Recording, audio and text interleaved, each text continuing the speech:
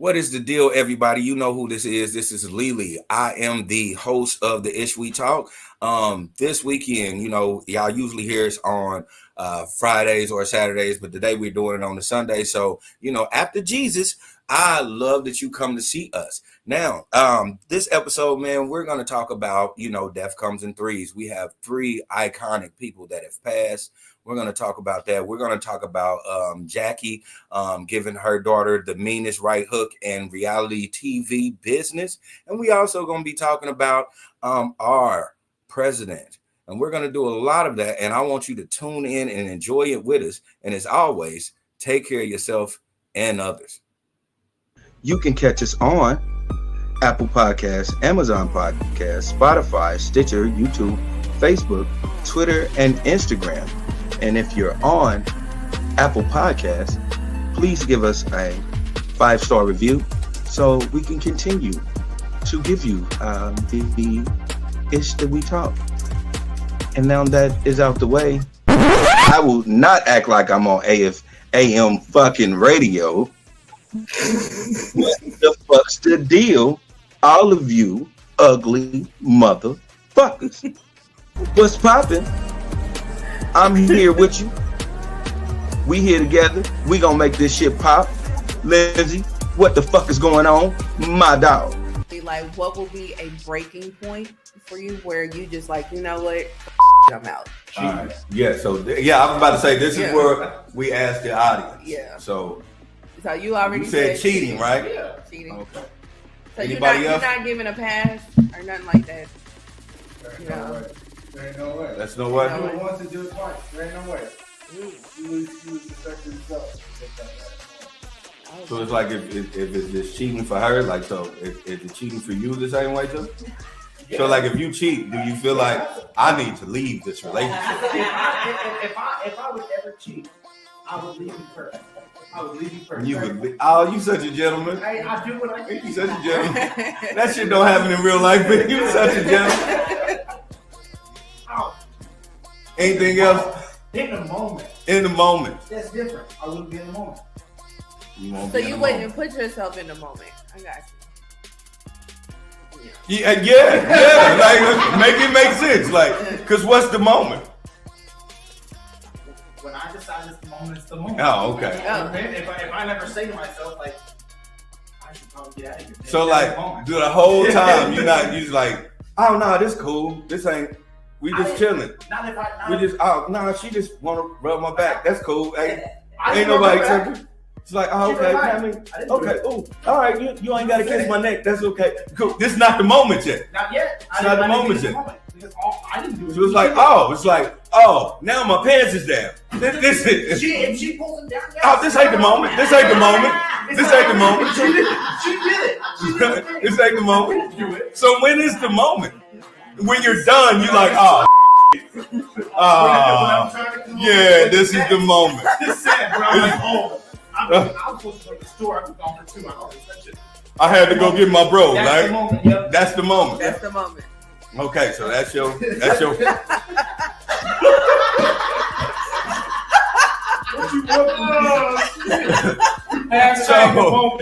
you So this is cheating for you. Like, if she cheats, oh hell no. But like, I just had to wait on the moment. Like, no. That's like the moment. That wasn't the moment. No, she sucked my d. I didn't ask for it. I don't say the words. It's like, no, I didn't know. You know when I feel something wrong, baby, I'm gonna just tell you the truth. When she was like, I was like, maybe it's time for me. Ain't no restaurateur gonna run up on Keith Lee. Let's just end that shit right there. Y'all talk a lot of shit, but y'all not about to run up on. Ain't nobody about to run up on him, slap no food out his face, and tell him, bitch, what? Like, that's just not gonna happen to you in no way, shape, possible. So Saucy Santana got in on it. He pretty much was like, tag me in. And he snapped on DJ Academics and told him to pull up. He was like, go to my page. We got all kinds of bookings. We outside. Come pull up at one of the bookings. you know, and I'll beat your motherfucking ass. Saucy Santana just doesn't look like the homosexual man that you gonna hit, and he look like that dude off of Low Down Dirty Shame. He ain't about to grab his face and be like, "Oh, Bernard." Him, you slut! But no. He about to beat the dog shit out of you. Oh yeah, absolutely. Absolutely. Yeah. And I'm laughing because it's gonna be so funny because you're gonna see a dude massively beating the shit out of a man with an open fist, and you gonna hear bitch.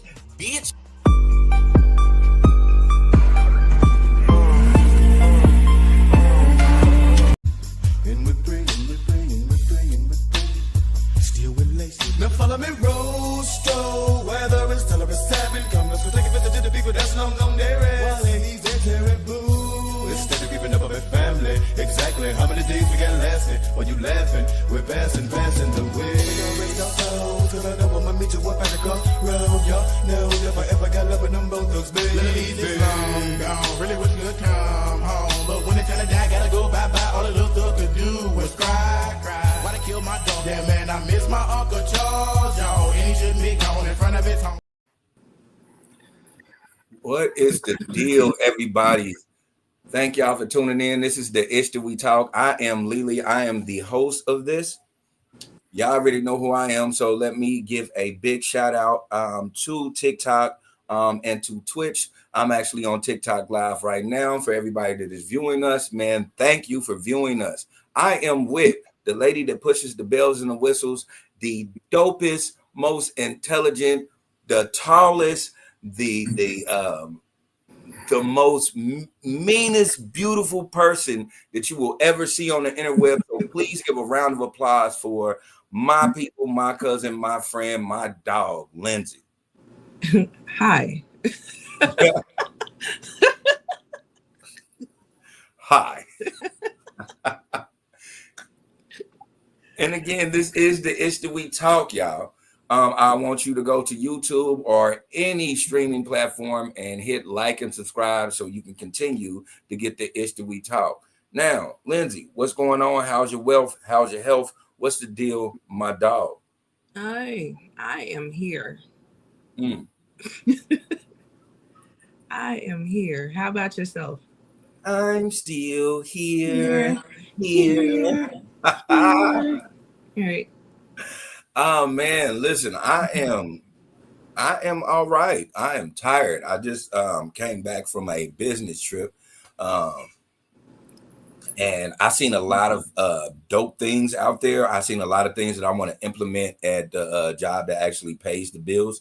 And hopefully they'll work it out. If anything, I need to get a mentor so I can figure out how to do some things just like they did it and possibly do it on my own. I've seen some amazing things out in Lansing, Illinois.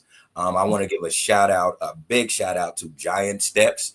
It is a school out there for autistic individuals, and the way that I've seen that curriculum getting ran and how they actually have a real format for how to not only put in life skills, but also get a lot of individuals used to a classroom setting it's phenomenal. I'm not even, it's something that I've never seen, and I hope more people strive for it.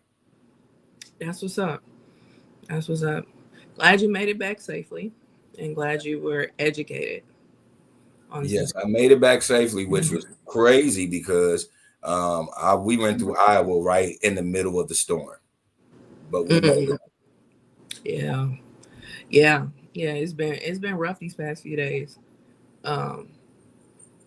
Yeah, it's been rough. I think that's probably an understatement because this rain these past few days has been insane. I know one night when I was coming home from work, I was on the highway probably doing 25 miles an hour the whole time. A 30-minute drive turned into 50. Yeah, it was pretty bad. It was pretty bad at home. Even speaking of that, I will say this. I don't know what type of people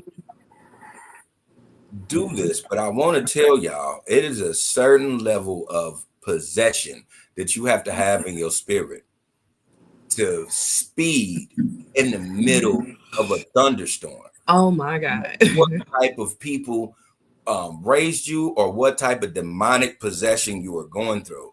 Dude, I I was feel like they're driving. trying to unalive themselves. Yeah, I'm talking about it was people that was boom, boom, boom, fine. And I'm talking about heavy rain. And I think I'm going like maybe 50, know what I'm saying? Maybe 60. And I think this is too much. I'm like, I need to slow down. It is people zooming past me. And I'm like, that. And then one dude, I knew he just wanted to die. Like, and all jokes aside, not even BS. In the middle of this heavy thunderstorm, it was a dude on a motorcycle zoomed past me like he was looking, like he was running from the police. Yeah. Yeah. Now I will say this. The newer cars with that light up a side of a mountain and you have really, really, really good tires, those type of cars will make you feel like you can conquer the world. So I still don't try it. You know what I'm saying? Because it's not just you on the road. You know what I mean? It's other people on the road too. So Exactly. you have to watch out for everything. So I still don't try it. But yeah, I feel like some of those people, especially in those newer cars, they just feel like they can conquer the world and they be gone in them things.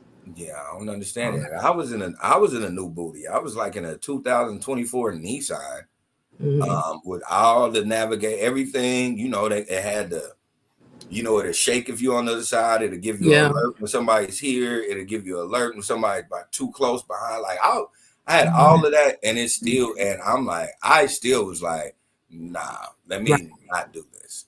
Right, exactly. It's like with me, I've always since I've been diabetic, which is 20 years, I've always had this rule because I'm not supposed to drive a really long time.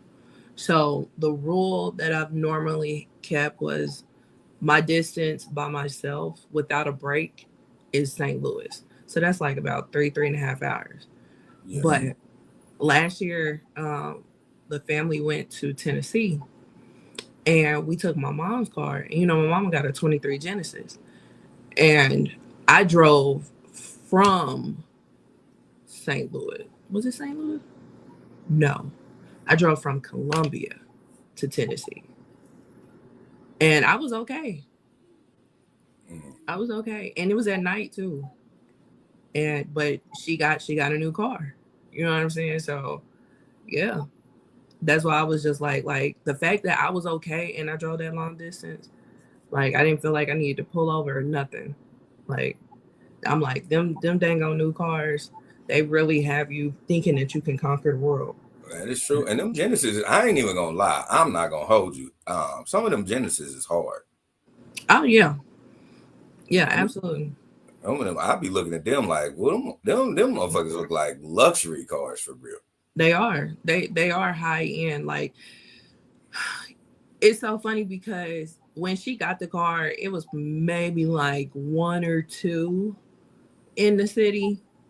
And when I would see them, I would be like, what the hell is that? You know what I'm saying? So it wasn't something that was like too known. So like damn near every time she got in the car, she had to like say something to somebody because they always like would stop her or ask her questions about it and all kinds of stuff. Yeah. So it was like a whole explanation that she would have to give people because people like they so used to hearing the name Genesis associated with Hyundai. You know, so she had to like do the whole explanation and stuff like that. But yeah, they're considered high end cars. So yeah, because I seen one.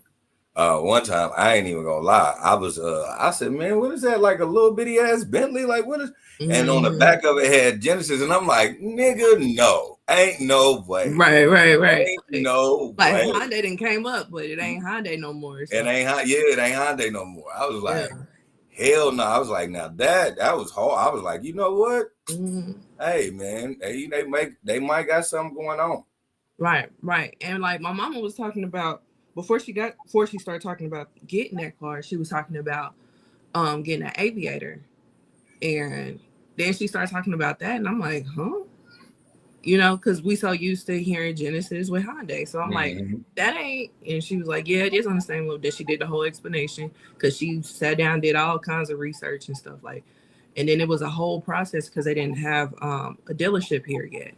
So she ended up getting the car from California and had it shipped here. So yeah, but yeah, it's a nice ass car. I just say that. Yeah, they hard. Man, listen, when I went to Florida is the one when I seen the one that looked like a Bentley, and I was like, oh, that's hard. And then I even talking to the dude that had it, he had said he had traded in his because he had a Hyundai Us or something, he said, and that looks like a Bentley too. Like he was telling me how I had the cooler in the back and the seat reclined, and he was like, the one he has now does the same thing. And I was like, what? And he was like, yeah, and it's like $80,000 less. And I was like, you've got to be kidding me. He was like, yeah, they warm up and everything. He was like, man, my son sit back here and act like I'm a chauffeur. Right. You know what I'm saying? They because he had TV, because he got TVs and everything. It came with the bitch. Yeah. Like, oh, these are something else. I was like, yeah. I give me a little bit of change. I think I'm gonna get one of these things. Yeah. And he said the gas mileage was up. If I'm not mistaken, he said he get like 21 miles per gallon or some bullshit. Yeah. Yeah. It's a hybrid. Well, the one my mom got is a hybrid. I was like, what? I'm not used to them hybrids.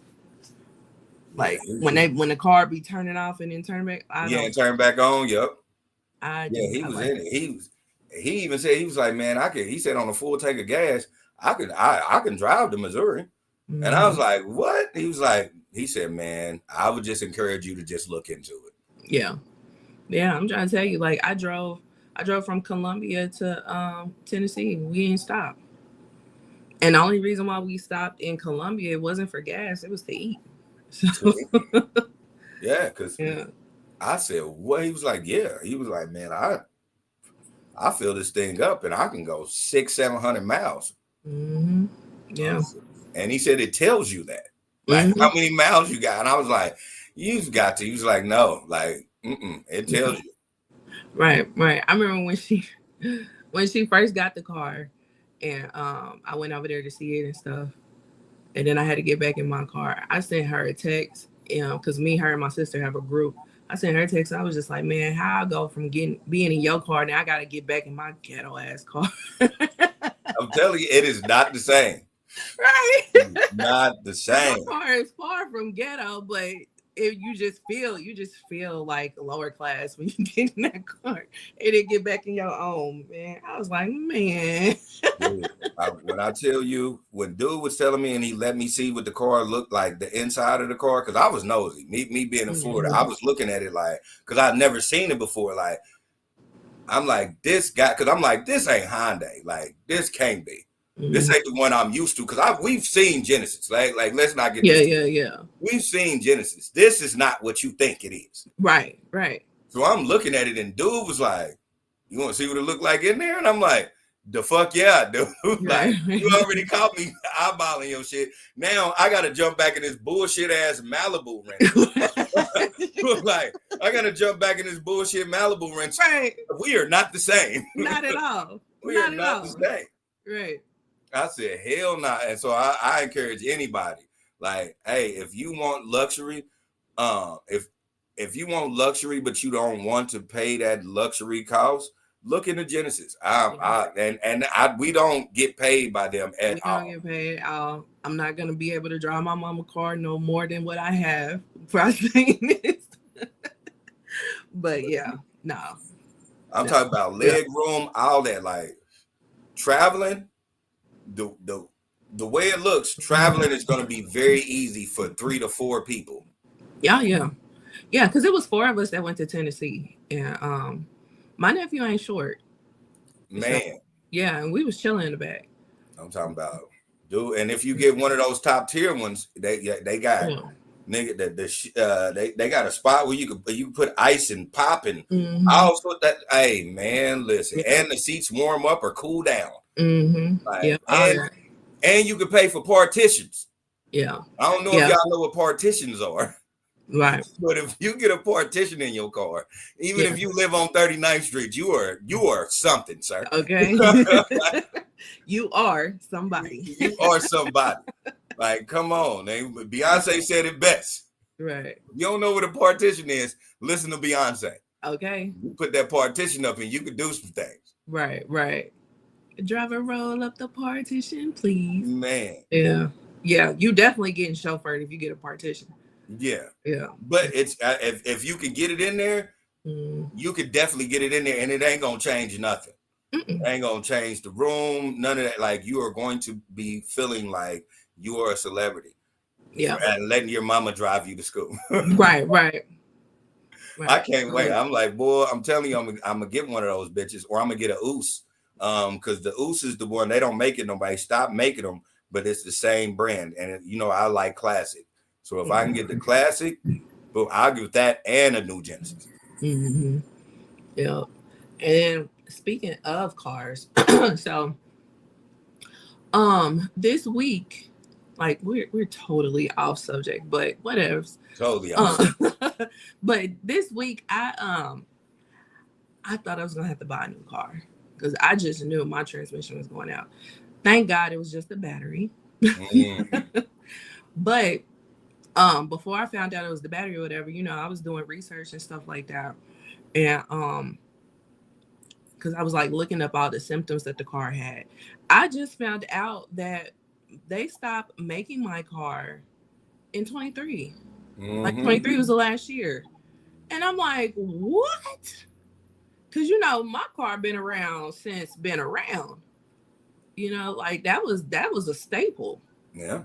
You know what I'm saying? So I'm like, why the hell would they stop making it? So I looked that up, and they said that since my body been out, which I got the first year of my body, and my body is a 16. So they said since my body been out, the sales have been declining. And wow. Yeah. And then like the first quarter of 22, I want to say, they may have sold like 16,000. In comparison to an Altima that sold like almost 250,000. Oh shit. Yeah. So, and they were just saying like one of the things, like, because they was then they was also comparing the Maxima and the Altima, and they were saying that one of the things that I guess is more appealing with the Altima is it's more room. Okay, I can see that. Yeah. Now like. Historically the Maxima's been bigger. Yep. But now all of a sudden the Altima is bigger. So yeah. Like, because the Maximum was for the man, and the Altima was for like the ladies. When I was growing up, like, and then it was every CNA I knew had Altima. Like, not CNA. Like every CNA I knew.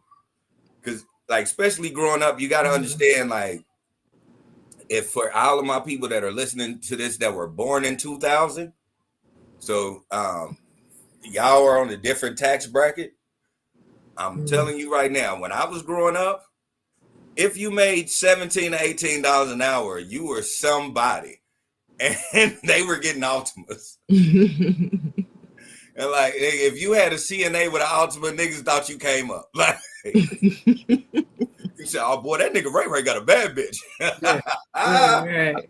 You see that mug and that Nissan sitting on Lorenzo. Right. Meanwhile, this bitch is a Newport smoker, and she smoked juice on the weekend. She is not. Wow. She is not who you think she is. She just got enough money to make this car payment. Right. Yeah. Yeah, it was a thing. It was wild. It was wild. That shit used to crack me the fuck up. That is hilarious. That is hilarious. But yeah. I remember growing up, like the Maxima was the car.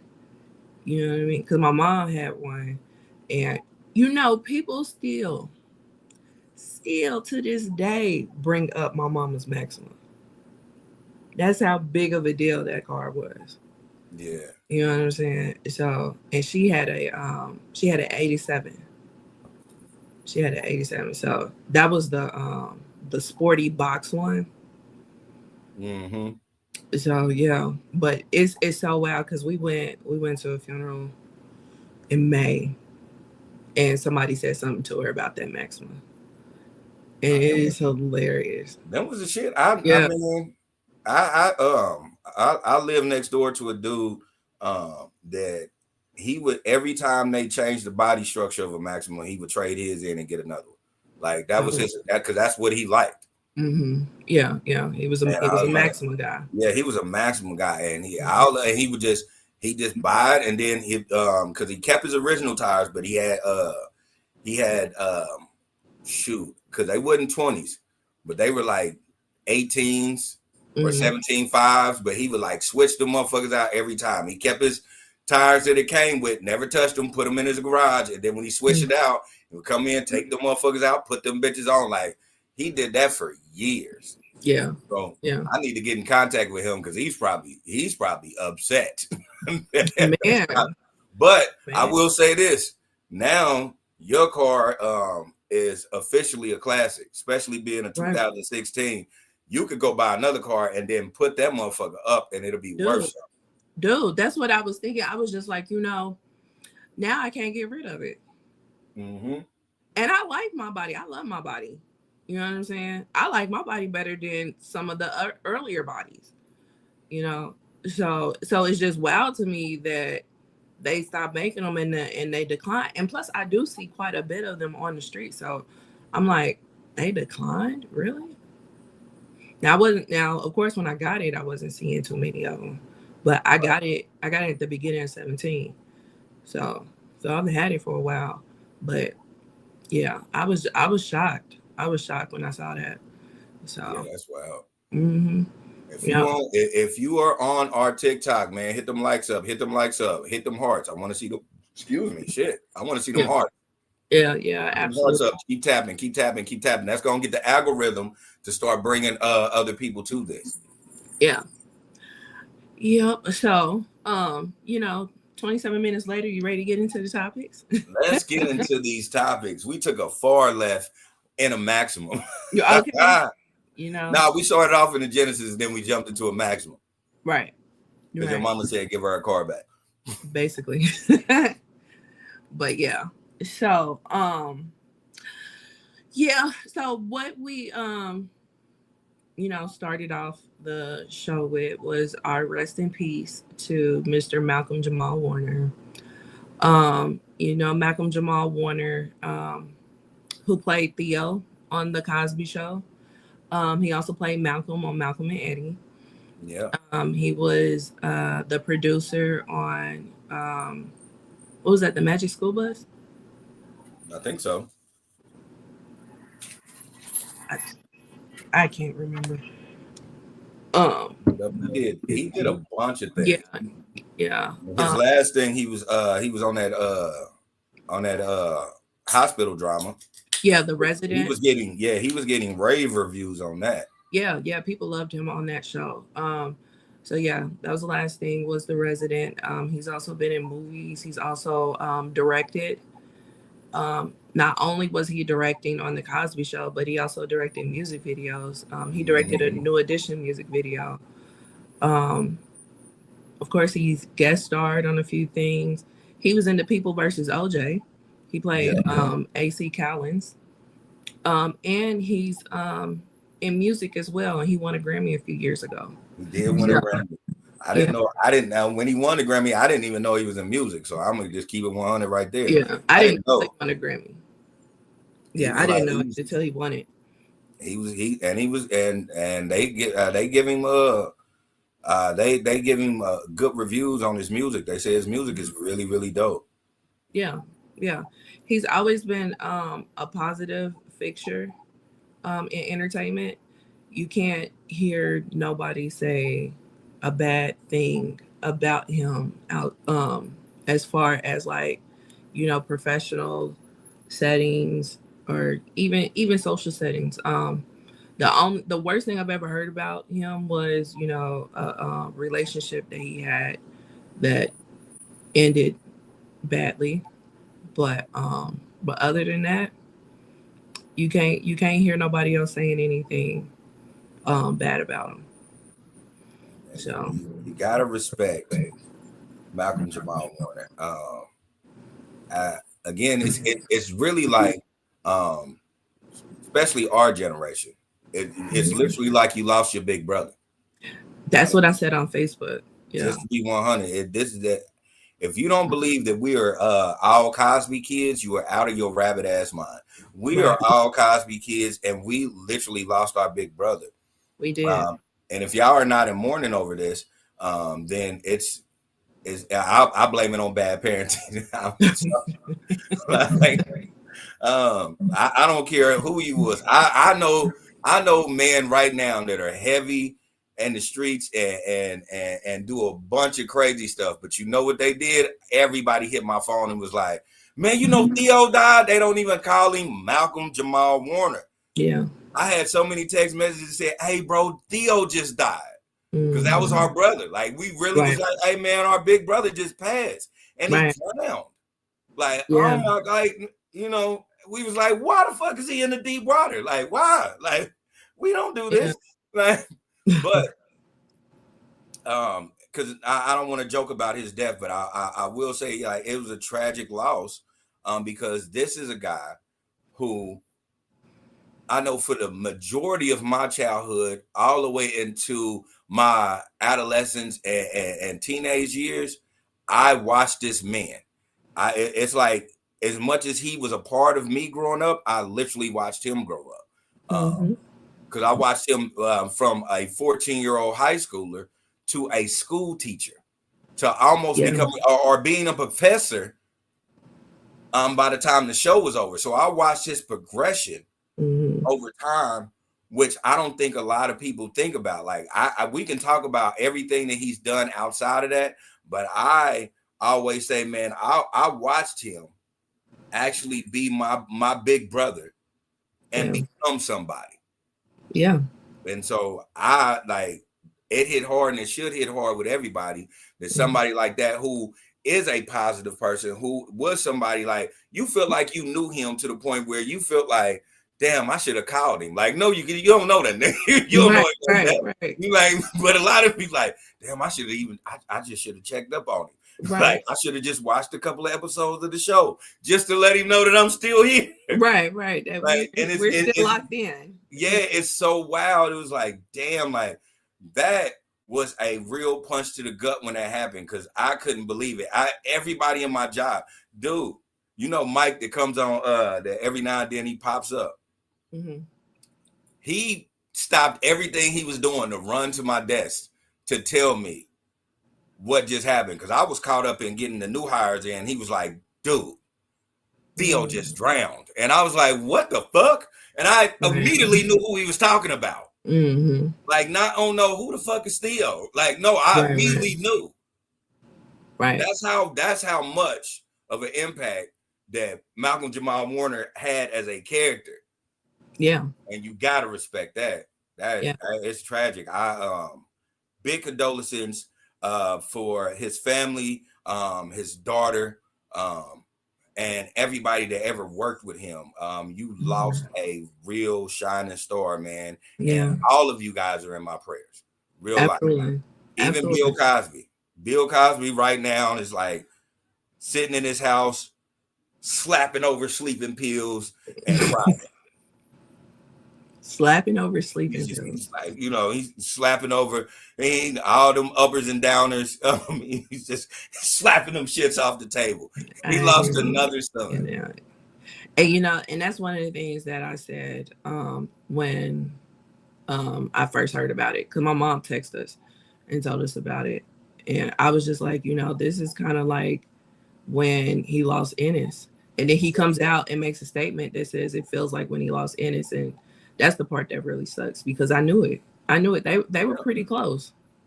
You know what I'm saying? And Theo was modeled after Ennis. So you know what I'm saying? So it makes sense. And say what you want about Bill Cosby on a personal level with Quaaludes. Say what you want about that. But what will nobody ever disrespect is that structure of family that he created for you guys. Yeah. Like let's not act like that because everybody who's a hero does not have a beautiful past. But if you don't think Malcolm Jamal Warner honed his class and the way he was till his very last day from being a Huxtable, oh yeah, you're greatly mistaken the power that Bill Cosby has. Mm-hmm. Yeah, and you can tell that he had so much admiration and respect for Bill Cosby, especially because of the way that he talked about him. Yeah. You know what I'm saying? Like he always gave him the utmost respect. If he didn't call him Mr. Cosby, he called him Dr. Cosby. Like, but what you would not hear him say is Bill Cosby. You know what I'm saying? Because that's not how he was raised, and that's how much level of respect he had for him. You know what I mean? And like you say, you can say what you want about some of the personal things that he did, but you can't negate his impact on the culture as a whole, not just Black culture, but on the culture as a whole. The whole family dynamic. Yeah, but like even way before then, like he was, breaking barriers way before the Cosby Show. Oh, so, yeah. Yeah, like he was a force. He was definitely a force, and he honed that craft onto those people because, like, for real, when you think about it, nobody out of the Cosby Show was really in too much scandal. No. You know what I'm saying? Like the most scandal we got was Lisa Bonet marrying Lenny Kravitz, and that's just because he was a rocker. He didn't do nothing. You know what I'm saying? Like, so it's like, yeah, like there's not too many scandal coming out, and then like the little stupid little antics that Raven Simone does, but it ain't even that deep with Raven. Nah, she just says something every now and again where you're like, girl. What? Yes, listen, we get it. Raven's an American. Yeah. And but she ain't really did nothing out of the ordinary. Yeah. Like, you know what I'm saying? None of them really have done anything. Yeah. That is any scandal. Like they're not going to be in those child stars that have fallen documentaries or nothing like that. Like it was really something with the dynamic of that show on screen and behind the scenes that those kids are okay. Yeah. The progression of watching them actually grow up on the show and then actually watching them in real time grow up, that should be studied. I don't know what I'm saying. Yeah.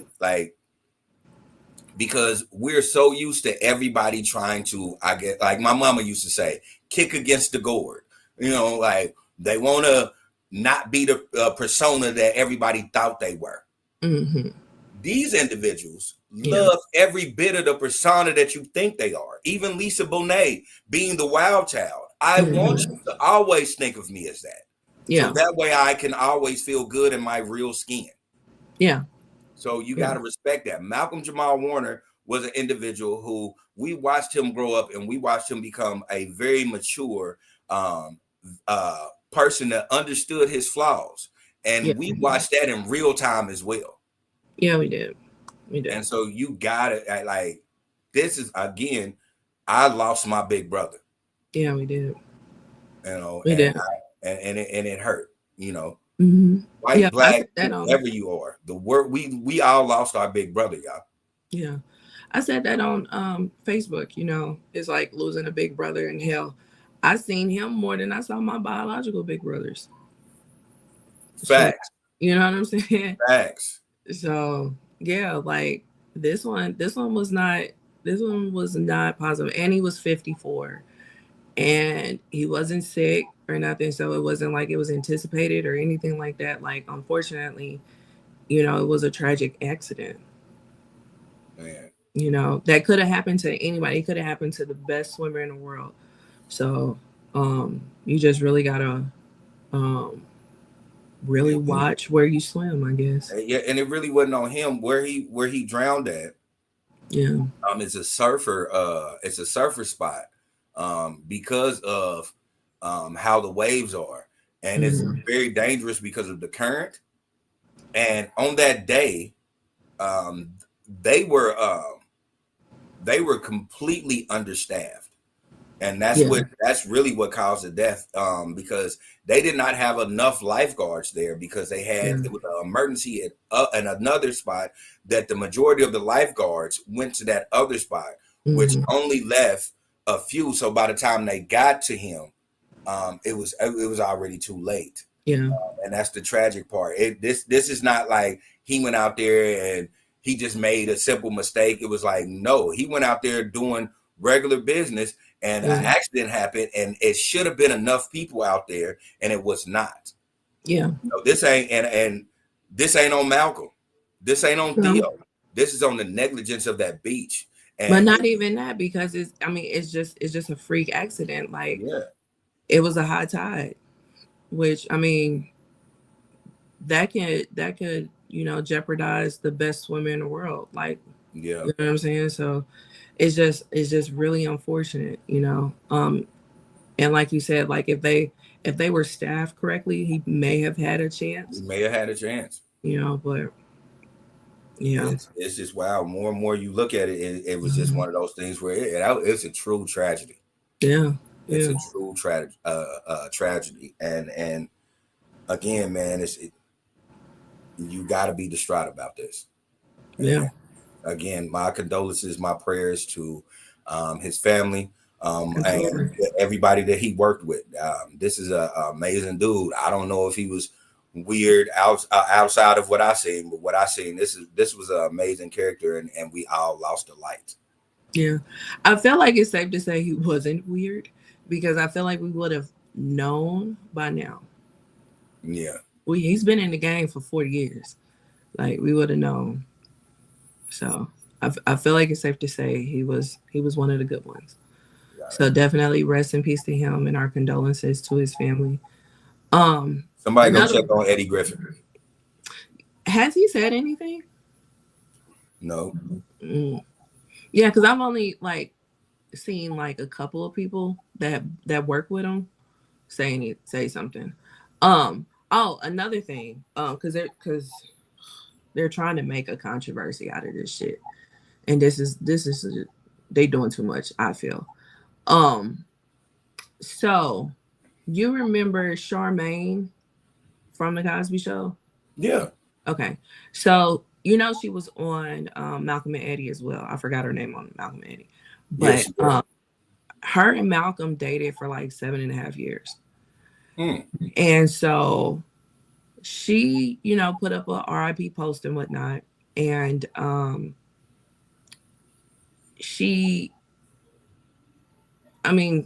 it wasn't disrespectful, but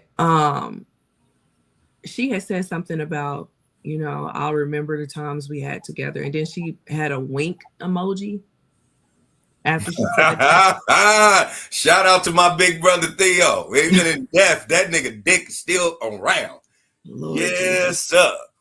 Well, she got a lot of backlash for that, because people thought it was highly disrespectful because he's married.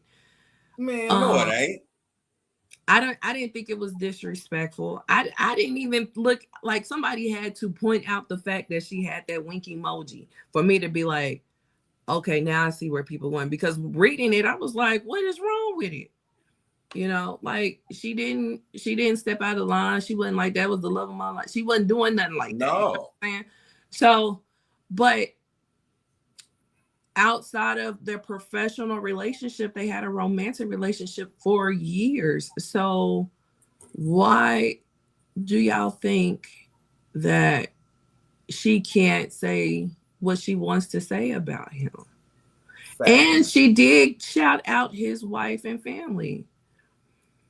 So I was just confusion. I was so confusion behind that. But I was just like, rest in peace to him. And you people are weirdos for trying to call her out about her post. Her post is her post. Her time with him was her time with him. Yeah. It wasn't no overlapping or nothing like that. Like, that was her time with him.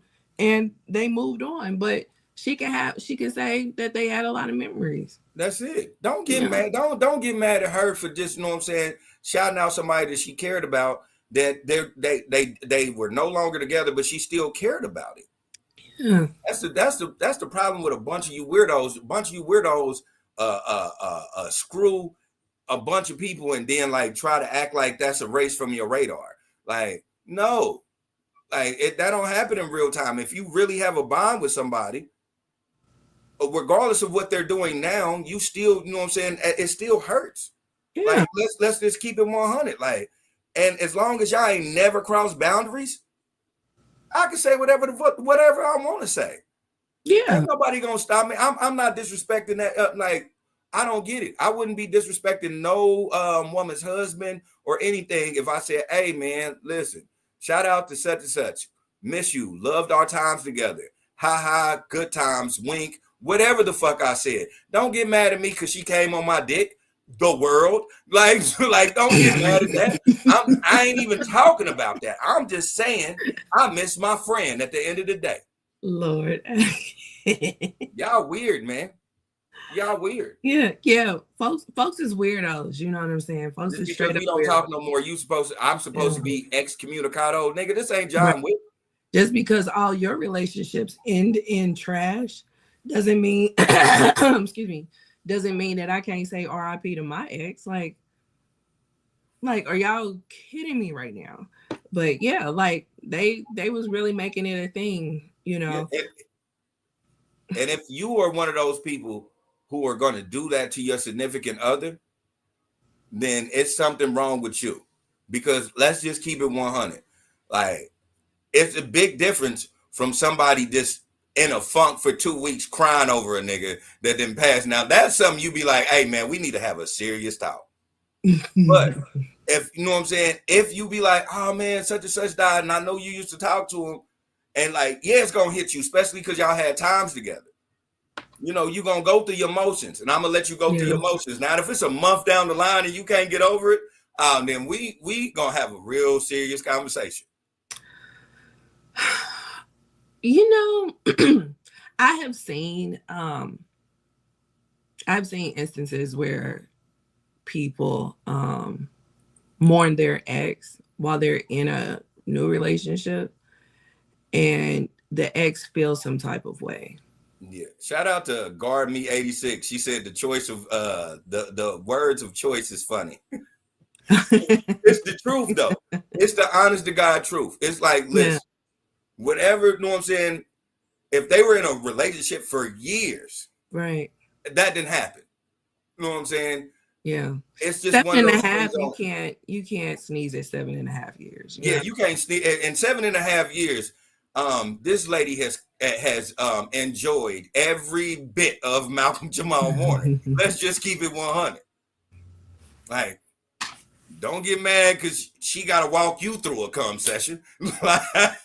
Wow. Yeah. No, touch right here. No, you got to do this a little bit. No, don't get mad because she had to do that. I know. Because what Malcolm did? He was like, oh, bet. That's what you like? Pfft, next time, bow, knock it out the park.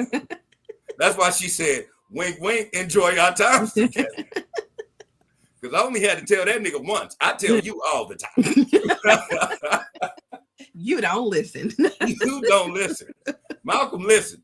7 years relationship, that mean that nigga listen. That mean, boy, he was to the window, to the wall, to the sweat drop down my ball. Shit. Oh Lord. 7 years ain't shit to shake at. Oh Lord. What was shaking was them legs. Look, that wasn't the problem. You know what I'm saying?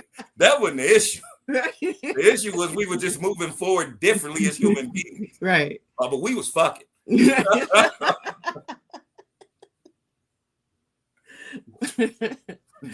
But yeah, like I've seen it where people had issues in their current relationship because somebody is mourning somebody that died, and I always would be kind of confused because I'm like, that person's not a threat. They're dead. They're dead. They're gone.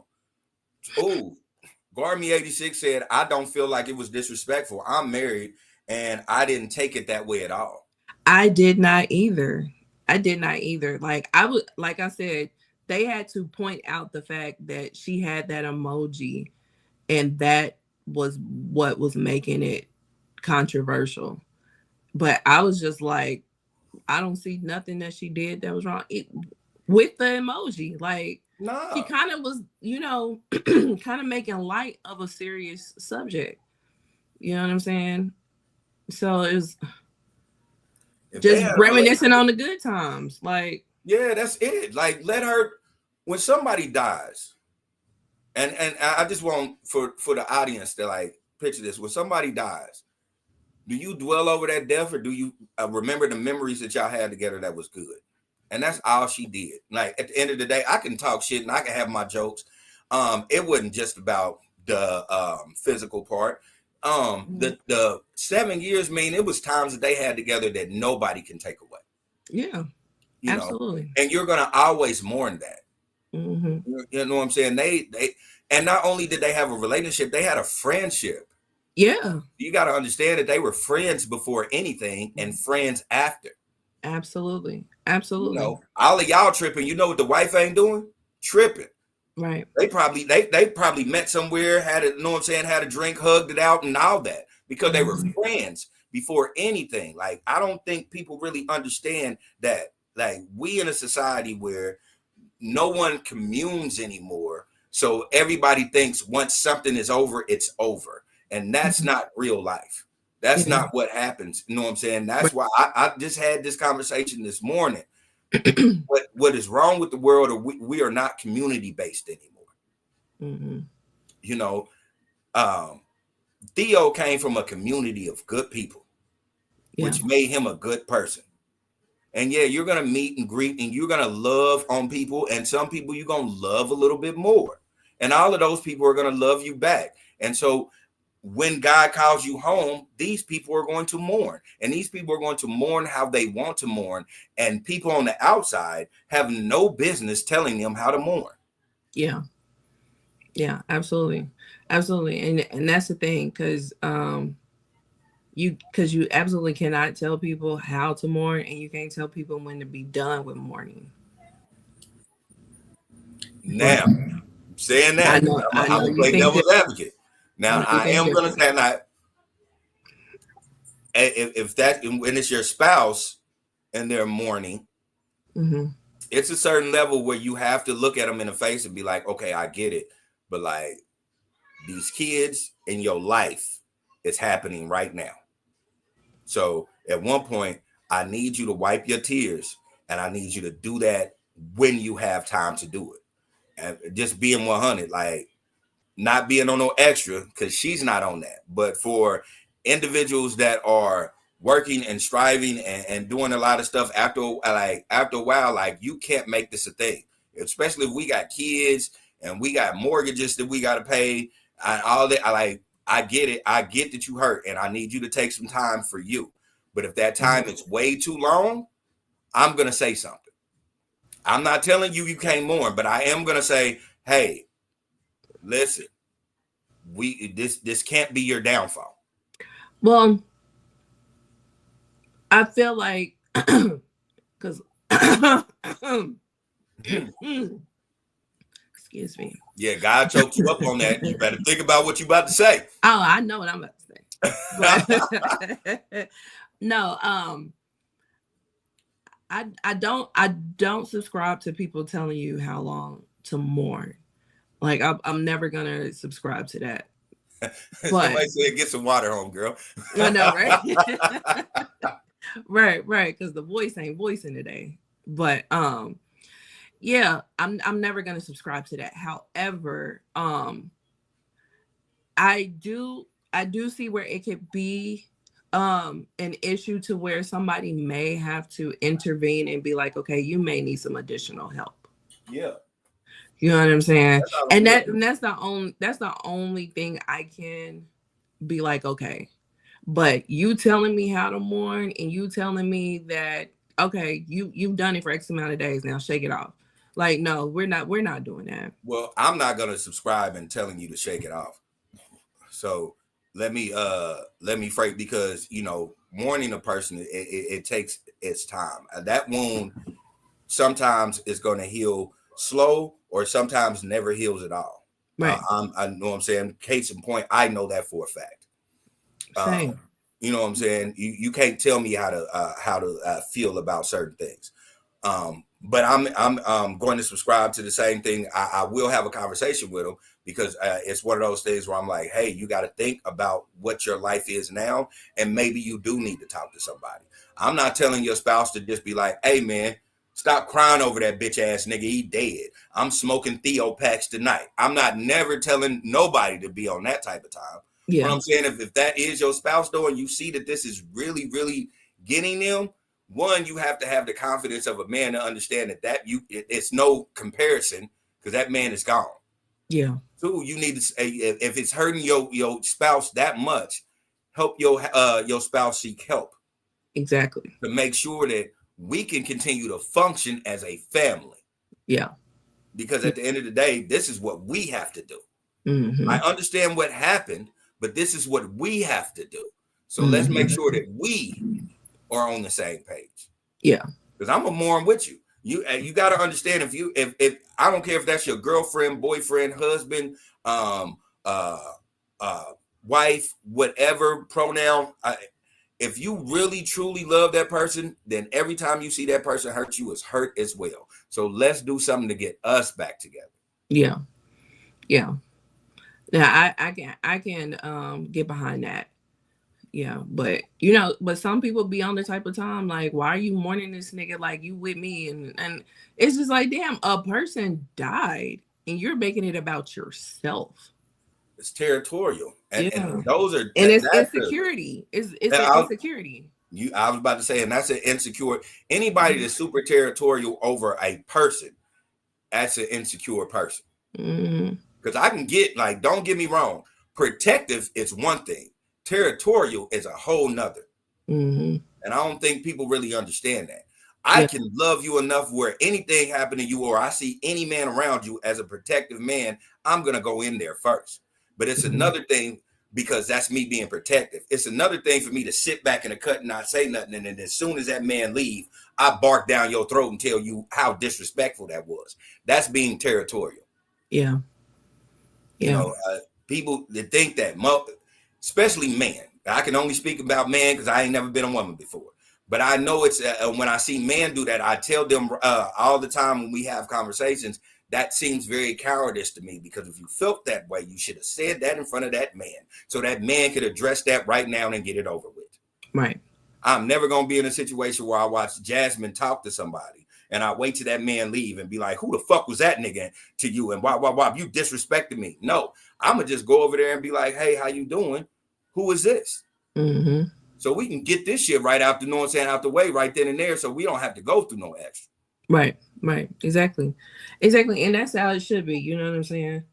But everybody's not that mature, and the type of person that you're with. So whatever. Exactly. So that's one thing that I do love about certain situations, because certain times I think it's a fallout, but it don't be a fallout, because after years, and it's funny in this situation because me and Jasmine been together for 7 years, and it's sometimes I expect her to spaz out, and she like, no, nigga, I know you been out here. Like, every time we go somewhere, it's somebody that knows you.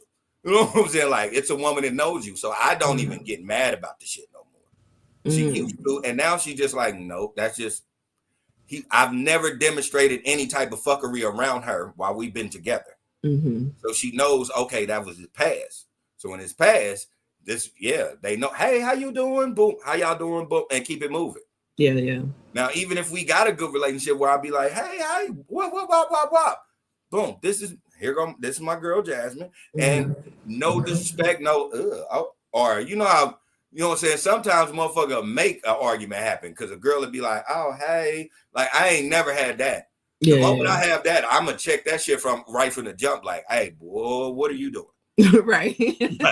What are you? Because I gotta go home to this. And what you don't know is this lady right here rips her own nails off to fight. Like, so I'm gonna need you to check yourself right there, ma'am. Right. Because I don't want to deal with that at home.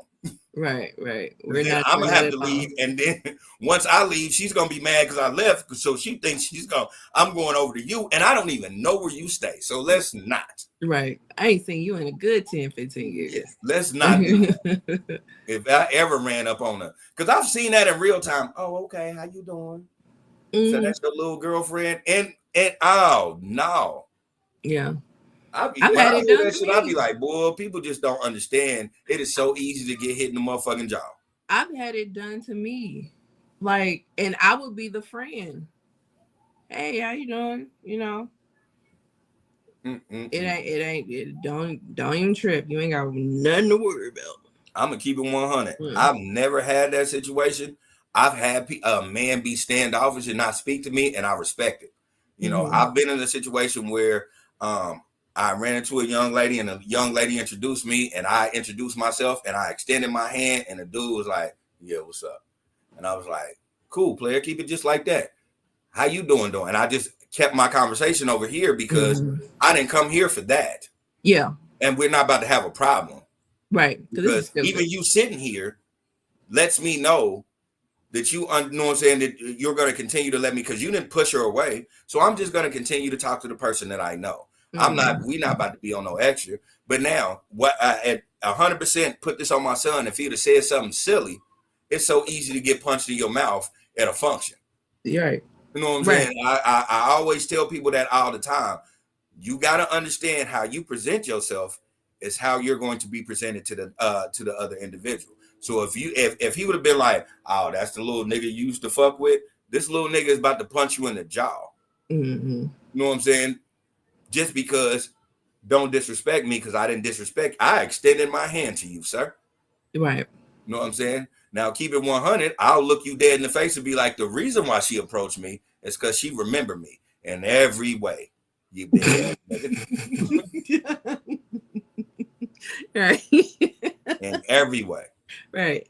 And that's I know about that tattoo too. Right? Yeah. You think you could? I was busting nuts on that cupcake a long time ago. Let's not act like that, Padre. Let's just play that game. Right. Just play that game. And keep telling y'all, and everybody else, but people that see me in real life, they actually see it. I keep telling people, you look at this fat face, I don't have the body that you think I got. And when you see me in real time, this is a tank, and I move real fast with this shit, and it's solid. Yeah. So I really want you to keep in mind, especially for them big ones. I'll get right up under that guard and clean your chin real cool. I done did it before. You can ask anybody about me. I'll climb a tree and I'll knock it down too. Well, on that note, rest in peace, Malcolm Jamal Warner.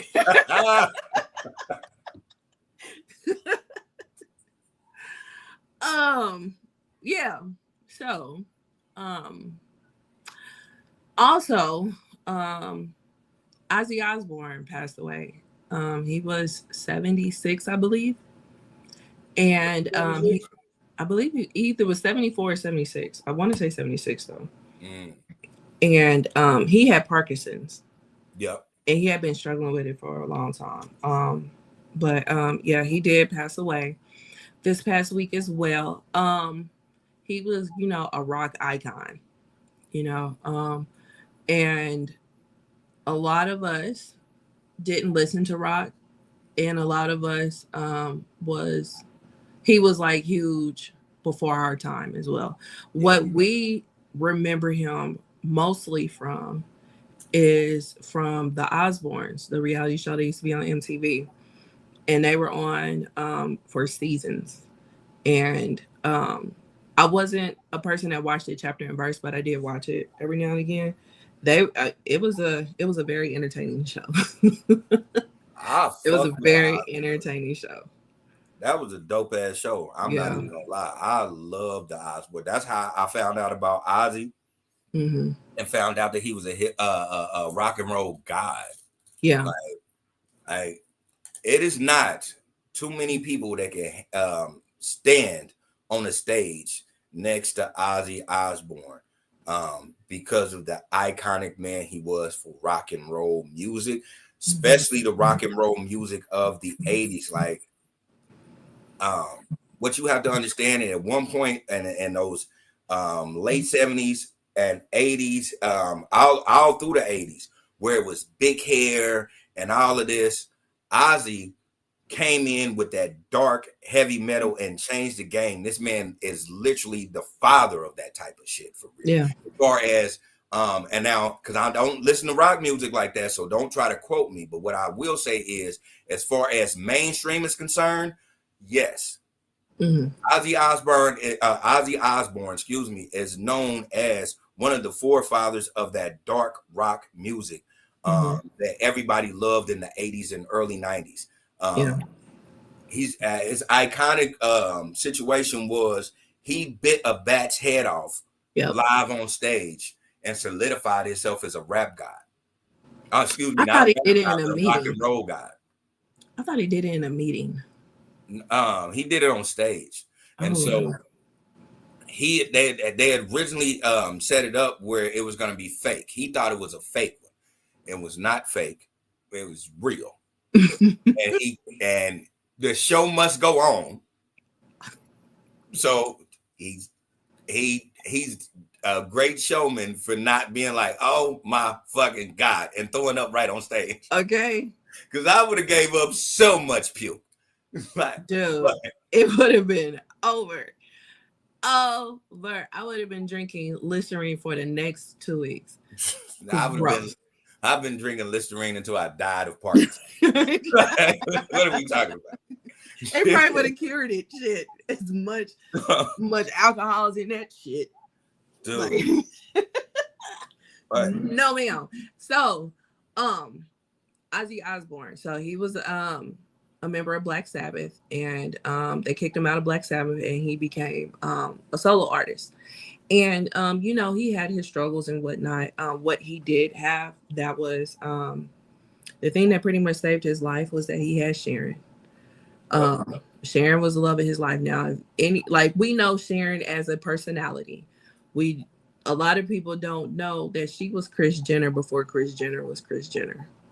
You know what I'm saying? Like, she was his manager. She also was the love of his life. She got him clean, and she managed his career. And then, especially back then, you didn't really see too many women in the room. And not only was she a woman in the room, she was a force.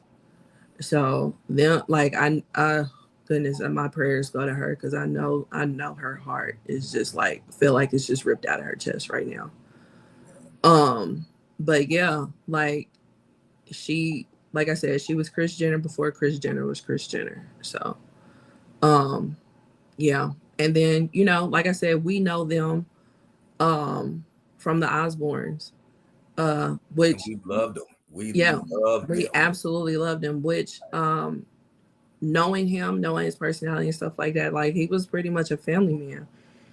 And they had not the stereotypical nuclear family, because when I tell you they cuss like 40 going north in that house, they cuss like 40 going north.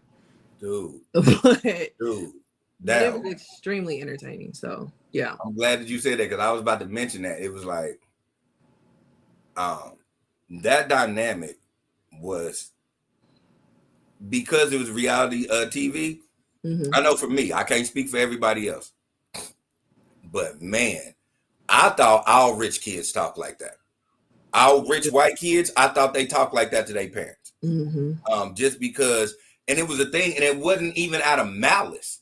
Like, it wasn't like they were being on, they would just be like, oh my God, a fucking again, Dad? And he like, yes, a fucking again. Like, what? Right. Just get the fucking, like, but he was, because I don't think people really paid attention to, like, Ozzy really checked the shit out them kids for real. Oh, yeah. Yeah. Like, them kids wasn't running over Ozzy. Like, Ozzy would walk right in that motherfucker on his Michael J. Fox, and it'd be like, what the fuck is going down? Like, change that shit up right the fuck now. You could be mad, but be the fuck mad in your room type shit. And like, and they follow suit. Yeah, they just let them cuss. That's it. You know, it's foreign to us because our parents weren't. I am an adult, been an adult for a long time. I still can't cuss in front of my mama. Dude, that's just a thing in our dynamic. I said ass one day and apologized 7 times. Right. That's the lucky number 7 today. Man, yeah. That's what I'm about. Yeah. I'm talking about, I'm driving my mother to the Lion King, and I was like, get your ass out the street. Oh, I'm sorry, Mama. I'm sorry. I'm sorry. Right. So, yeah. I mean, that's just what it is. Like, and you know, we look at that as automatic disrespect, but they weren't disrespectful kids. No, they weren't. They were actually very mature, good children. Yeah. Like, it wasn't really controversy. It was really just them growing up as rich teenagers. Yeah. And then, you know, it was a third one, right? Or I did not know it was a third. Yeah, she's the oldest.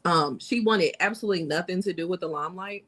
So she didn't film or anything like that. But yeah, they have a oldest daughter. I'm today years old. I always thought it was just 2 of them. Nope, it's 3. You know, when the Osbournes was really big, and you know how at the end of the year Barbara Walters used to interview like the big people of the year. She interviewed the Osbournes and whatnot, and she did interview that oldest daughter. Wow. And they talked about how she doesn't want to anything to do with the limelight.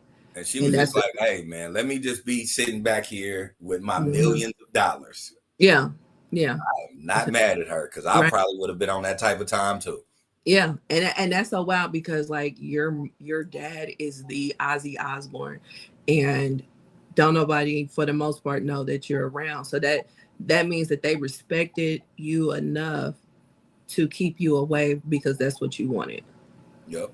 You know what I'm saying?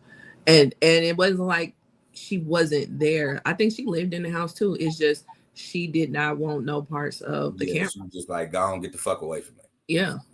So I respect that. Even saying that, I got a better respect for Ozzy Osbourne for saying, hey man, because I get it.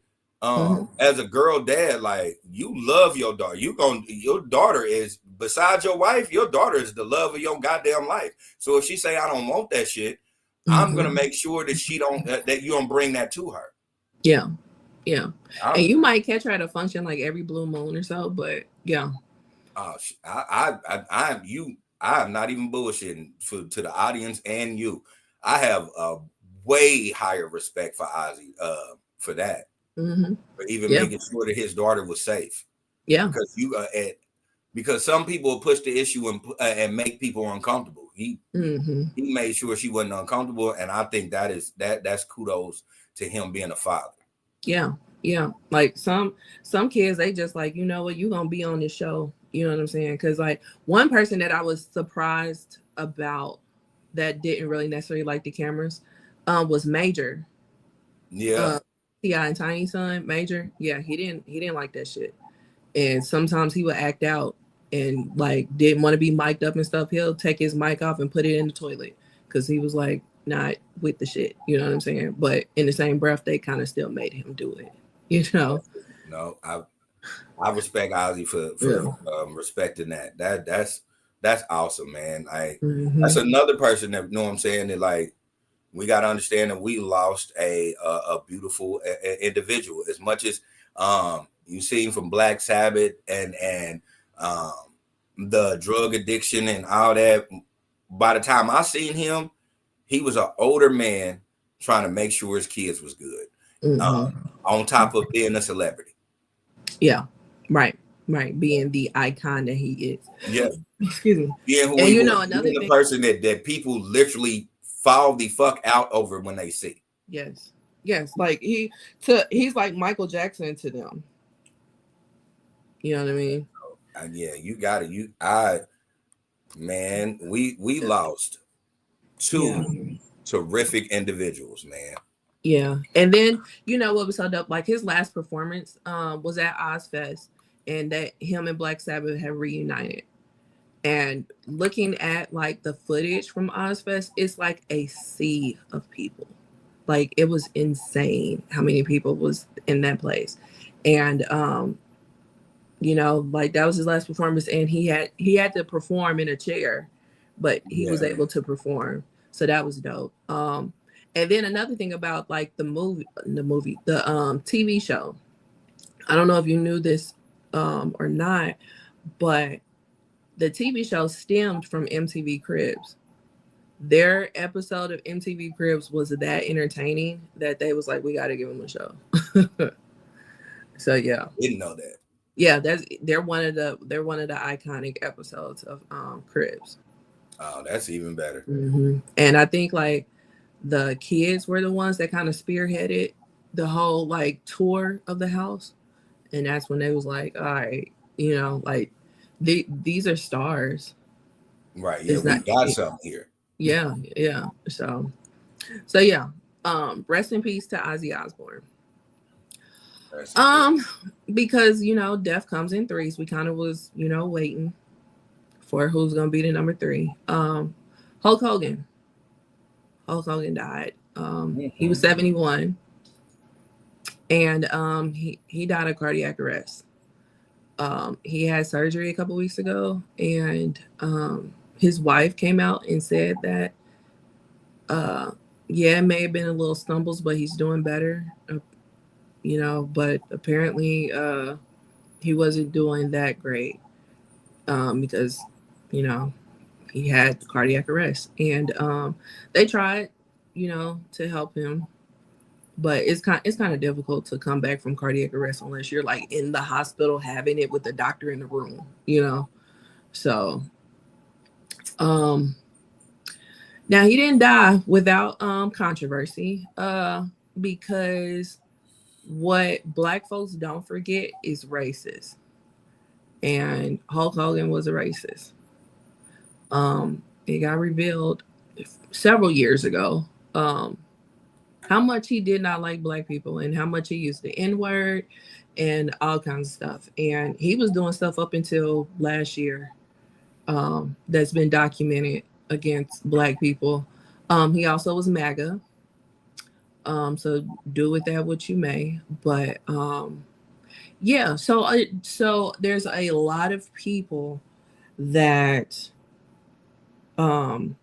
moved on from this, didn't give a damn, and there's a lot of people that are mad that people didn't give a damn. But it's like this: you being me being whatever you are when you're alive does not get erased when you die. You know what I'm saying? So if we want to say fuck you, we can do that. But people have been having arguments because it really sucks. It really sucks when we found out that Hulk Hogan was a racist, because everybody loved Hulk. You know what I'm saying? Especially if you were a wrestling fan, you loved Hulk. I wasn't necessarily a wrestling fan. However, I watched Hogan Knows Best, and that was a really good show. And, you know, but found out he was a racist, and it sucks. It sucks, you know. But again, just because you died, it doesn't change the fact of how racist and horrible of a person you are. You know, so if people want to say rest in peace, say rest in peace. If you want to say rest in piss, say rest in piss. But I'm not gonna take away from somebody's feelings for a racist. Right. Right. I'm not. But some people have been arguing about it. Like Black people have been arguing with one another about this. Because some people are like, putting up posts and stuff like that saying rest in peace. And then people are going into the comments saying, why would you say rest in peace? He's this, he's that. But people are like, that's my childhood. Like it's very conflicting because again, everybody loved Hulk. So it was very disheartening to hear him say those words because the words are his words. They're on audio. He said it in Dolby and surround sound. He said that shit. And then didn't even try to apologize for the shit. When he got caught, he just was like, well, you got to make sure you can't get caught. Instead of saying, like, that's how I felt and I don't feel that way no more, I apologize. Even if it was bullshit. He didn't even try. He was just like, well, shit, next time I won't get caught. Like, you know what I'm saying? So it's like, that motherfucker didn't care. That motherfucker didn't give a damn. That shit just last year, he was promoting a beer and he had like girls, like they were supposed to go on like a whole week of promoting this beer. And he had about like 3 or 4 girls. And to the girl's face, he was okay. Because it was actually, I think it was 2 Black girls. And to the one that outed the situation, to her face, he was fine. And it was supposed to be a week-long contract. They terminated her shit after 1 day. And pretty much gave her a bullshit reason, like they're going a different route or money or some bullshit, right? Literally the next day, they're posting with the new girls. I just don't. I don't understand why people are just the way that they are.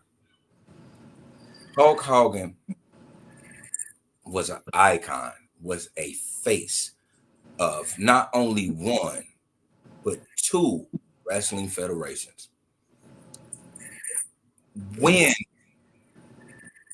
The Rock's father was coming up in the wrestling game, he literally made sure that he stayed at the bottom because it's Hulkamania time. And when they wanted to unionize the wrestlers, Ventura tried that behind his back and made sure that didn't happen. And that's not downplaying him. That's just saying that, he was just sticking to, what he knew. And I think as people, we need to understand that some people stick to what they knew.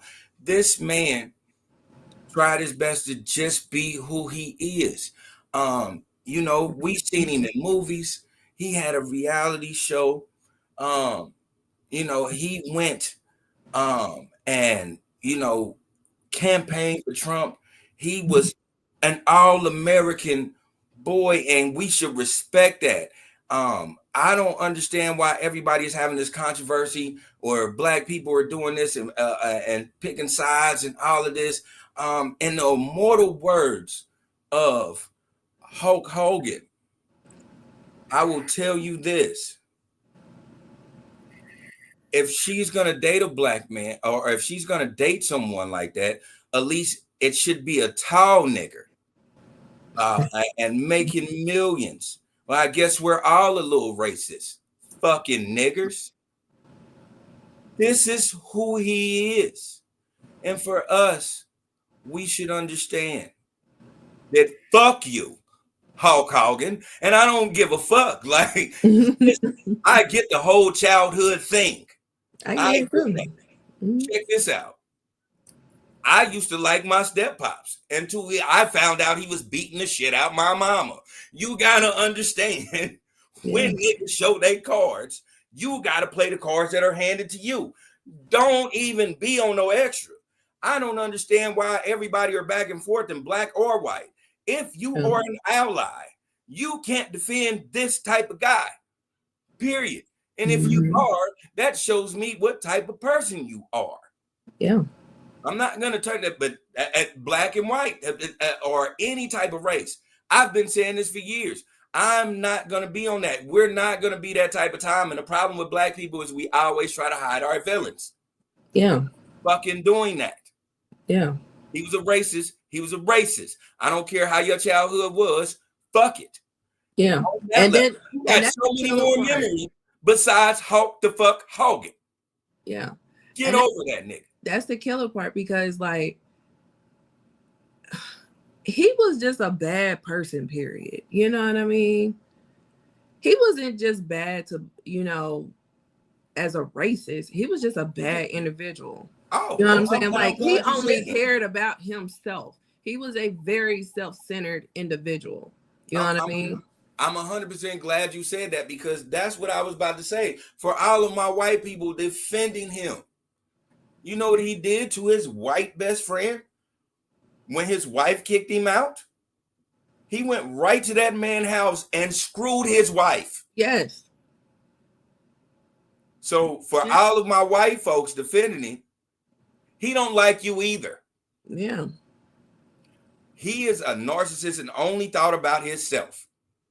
The only thing we can say is this. In the afterlife, everybody get treated the same, rather you're this or that. But here, we got free will, baby, and he can kiss my black ass. Yeah. So somebody posted this on Twitter. Hulk Hogan wasn't just racist. He was so specifically and uniquely racist that after his son almost killed his friend in a wreck, one of Hogan's primary concerns was that he and his family would be reincarnated into a black family due to karma. That was caught on audio.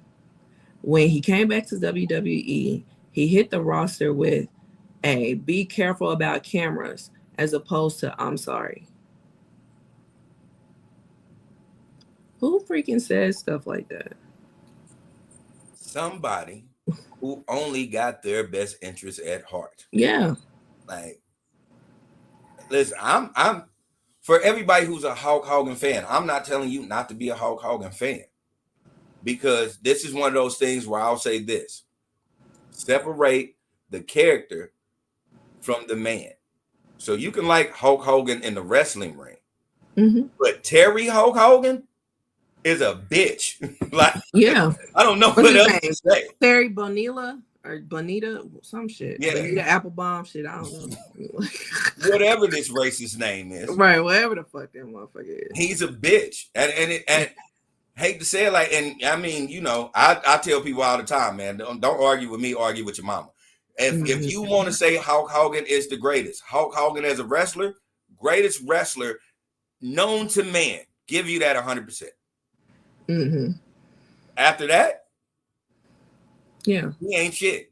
And I tell you this because I tell you on Our Resolve, you know, I don't, these bullets don't just come for white folks. I've been saying that about R. Kelly for years. I'm a still bump. It's the keys to ignition. But at the same time, I'm going to still say, if I ever seen that nigga around kids, I would probably call the police. Yeah. Yeah. And, you know, that's that whole separation of the person and their artistry. Yeah. You know what I'm saying? Because far as we know, Hulk Hogan loved everybody. But what's his name? Terry Bonilla? Is that his name? Tony Bonilla? Some shit. Whatever the fuck the real person's name is, because I don't give a fuck at this point. Fuck that racist motherfucker. Racist narcissist. You had it right. Terry is a racist bastard. Yeah. That just is what it is. Yeah. Terry's a racist bastard. And I don't care if nobody gives a fuck about it. Now, Hulk Hogan, that character you probably love. You know why? Because you say it's your childhood. It's like, no, he was a great wrestler. You have to give that to him. You have to give that to him. You know who I also give utmost respect to? John Wayne. John Wayne was America's cowboy. John Wayne was the biggest racist in the world. So when he was on film, yes, John Wayne is the biggest cowboy you're ever known to man.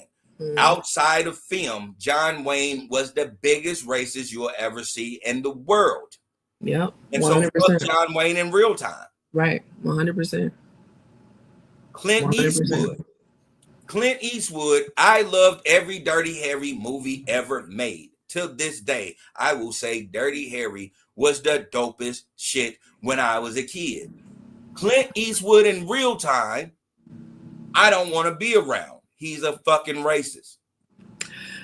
I did not know that about Clint Eastwood. Yes. He went, and they buried it, but he's a racist. He turned around and did that Gran Torino movie where he had a bunch of ethnic people because of the controversy that came out of some shit that he said about all ethnic groups. He don't like nobody. Wow. Yeah, I didn't know that about him, but I mean, he's like damn near 100, so. Exactly. Mel Gibson. Yeah. Mel Gibson. That's another one. Top 10 actor of all time. Every movie that I seen from him was top tier to me when I was a kid. Loved his movies. Still love his movies to this day. Yep. Mel Gibson in real time. Passion of Christ don't save you. You a racist bastard. Yep. It just is what it is. Separate the art from the bitch ass nigga that's a bitch ass nigga. Yep. Let's just keep it 100. Let's just keep it a bean. I'm never telling you to don't subscribe to things. You can subscribe to anything that you want to, but I don't want you to fall to the bullshit of making an excuse for someone in real time to be a fucking racist. I would say do me the same way. If I'm on camera telling you this, and then I turn around and start downplaying black people in a whole because I want my white counterparts to push me forward, then you call me out on my shit as well. Yeah. I'm just one of those people. Whatever a person does to get whatever status that they need and create whatever lane that they need, stay in that lane. Don't try to subscribe to what they are in real time. Because when you do that, that's when you always get hit with the shut the fuck up. Right. Shut the fuck up. You can like every movie this nigga came out with, or everything he's ever done as far as on the entertainment side. You can like every wrestling match. You can tell me everything that he did to be an iconic wrestler. What you can't tell me is he's not a racist in real life. Right. That's what you can't tell me. And if we're not going to argue about that, any person that argue with me about that, I'm going to just go ahead and just move on. I'm not even, I'm going to tell you flat out, respectfully, I love you, and we're going to stop talking about it because you're not going to defend a racist to me. Right. Because it ain't nothing to argue about. It just is what it is. Like, you're going to feel how you feel. I'm going to feel how I feel. And like that, we just going to move on. Yeah. You're not going to tell me he was a great family man. It's a bunch of great family racists. What are we doing? Absolutely. What are we talking about? We're not going to take away from the fact that he told his daughter flat out, if you're going to marry a nigger, marry a tall one that makes millions. That's crazy. Yeah. And you're not going to change that because you went on a reality show and put in DMX and everybody's supposed to forget that you don't even like him. Right. Like, man, come on, man. Y'all, again, respectfully, but the famous thing that I say when I be on this type of rant, if you don't like what I say, don't argue with me, argue with my mama or argue with your mama, and you can suck the back of this dick.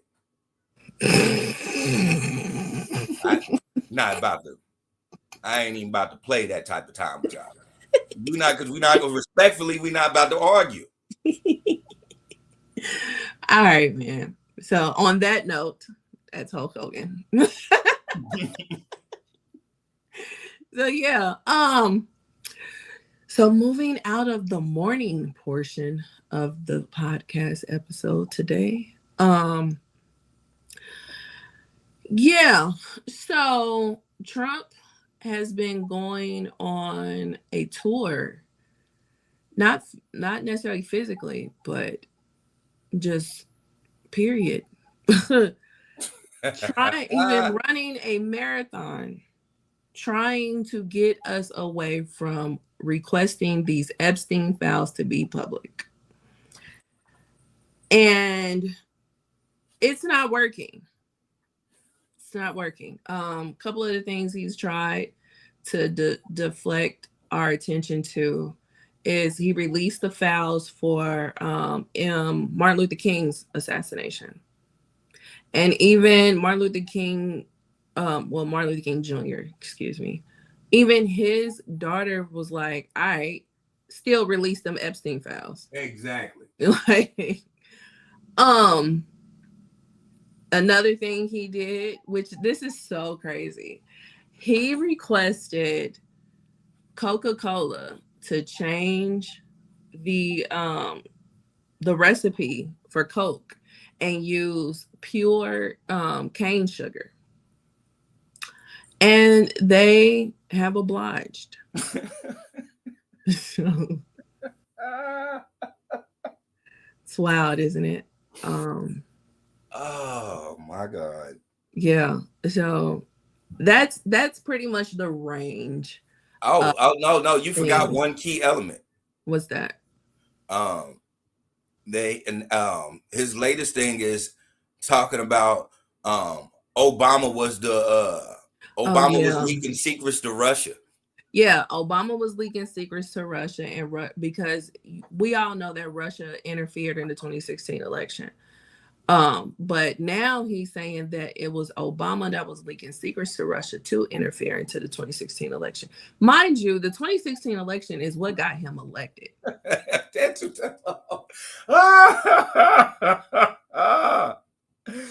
the whole thing in a nutshell. Why would a nigga pay to lose?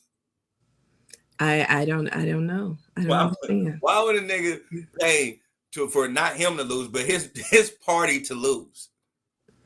I don't know. I have no idea. Like, what benefit did Obama get with Trump winning?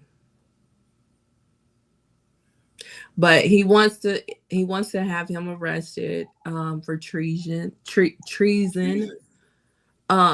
put up an AI photo of Obama getting arrested and him sitting there laughing.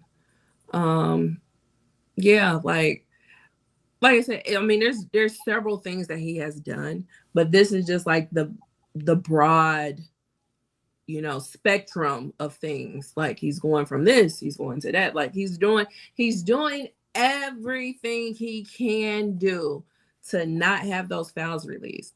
They've even lied to us, and they think we're stupid. They even lied to us and said that the list does not exist.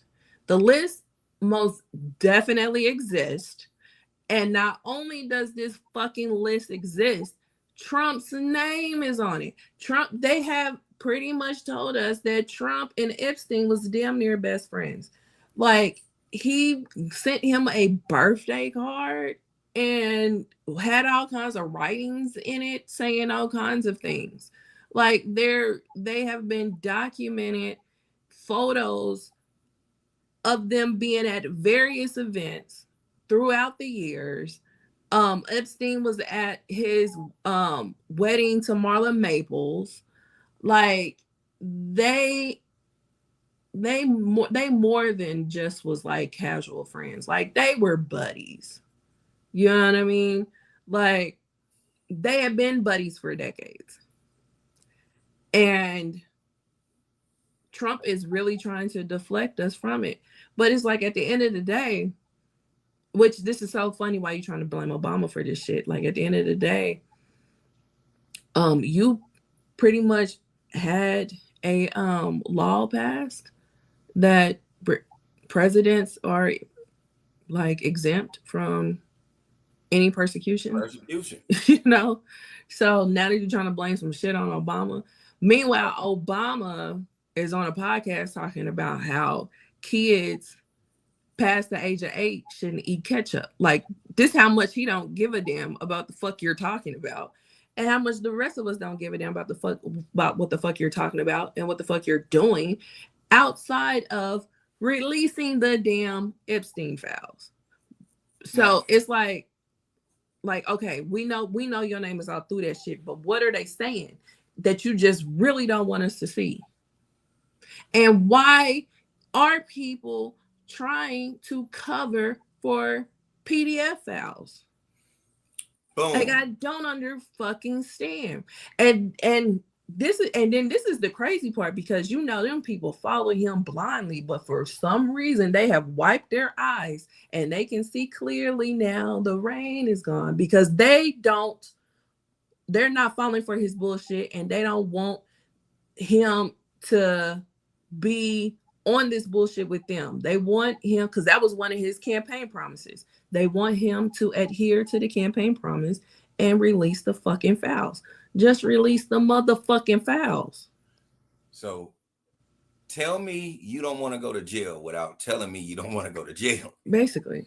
Like this, I'm so glad, speaking to everybody now that is listening to us, I am so glad that none of y'all drunk the Kool-Aid. Yeah. For the people that did drink the Kool-Aid, I will tell you this. I'm not even saying what's on those files is incriminating to send President Trump to jail. But what's on those files is evidence that he had a relationship with Epstein and knew what Epstein was doing.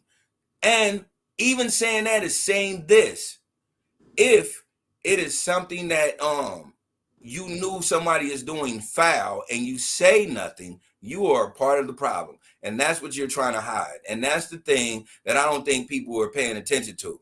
Listen, I am black, poor, and ghetto. And I will tell you this. Me growing up, this is how I knew people was on bullshit. If someone was like, hey, bro, I heard this and this and this and this about you.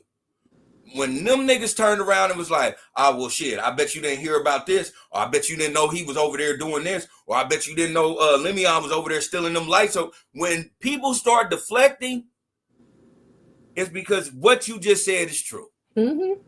And they don't want to admit it. Right. All of that, everything that has been going on is a pure deflection. And I'm so glad that we are in a time where people are like, hey, man, listen, I don't like you no more. It just is what it is. I don't like you no more, man. Because as much as everybody can have their quarrels about Trump, and they can say this, the big, beautiful bill, all of these things, everybody can have their problems. The only thing that I will just say out of all of that, because I think all of that is a deflection, to actually say this: you are still hiding the fact that you knew Epstein was doing what he was doing, and it is a bunch of people of power that were a part of it. Mm-hmm. And you're hiding that fact. And if everybody is not understanding that, then I truly want you to understand that I have beachfront property in Hawaii, and I would love to sell it to you, because you want some bullshit. Because this right here is just evident of, I don't want to go to jail for conspiracy. Because what's going to end up happening is, if things really come to light, like I said, I am not saying that he did anything. But if you are hiding the fact that you knew PDF things were going on and you never said nothing, but you knew about it, that is a part of the problem, and they're going to put you in there. The people have went to jail for conspiracy for a lot less. Exactly. And while y'all trying to deflect and tell us that there's nothing to see here and shit like that, why is homegirl in jail for 20 years behind the shit? Still Nothing happened. From all of the things that we went through, all of the girls that came out, all of the accusations of over 1,000 individuals have been victimized. All of a sudden they say, oh no, we don't have any record of it now. Why is she still in jail then? Right. So by that, she should be free. And they exactly. they're low-key gearing up to get her out. Like, exactly. I mean, if you think about it, by the whole situation, she doesn't need to be in jail at all then. Mm-hmm. But the reason why she stays, why she's in jail, or I think it's for her own safety though. It's possible, but but then that goes back to what we was talking about last week with Comey. Like, I really feel that it ain't the fact that they lost royally with that Diddy case. I feel like she flew too close to the sun with this Epstein shit. Dude, Yeah. that's the whole thing of the nutshell. And they were just probably waiting for the Diddy trial to be over. And again, like I said, I found out that's the reason. Because remember, I said, man, people go to jail for conspiracy for a lot less, especially in a RICO. Yeah. But now that I went through and I seen interviews, and Kanye said he was a Fed a long time ago, is the reason why. And she probably knows that too. And all of these things go together. I want y'all to watch the pyramid scheme. All of these things go together because you have to understand, especially for Diddy.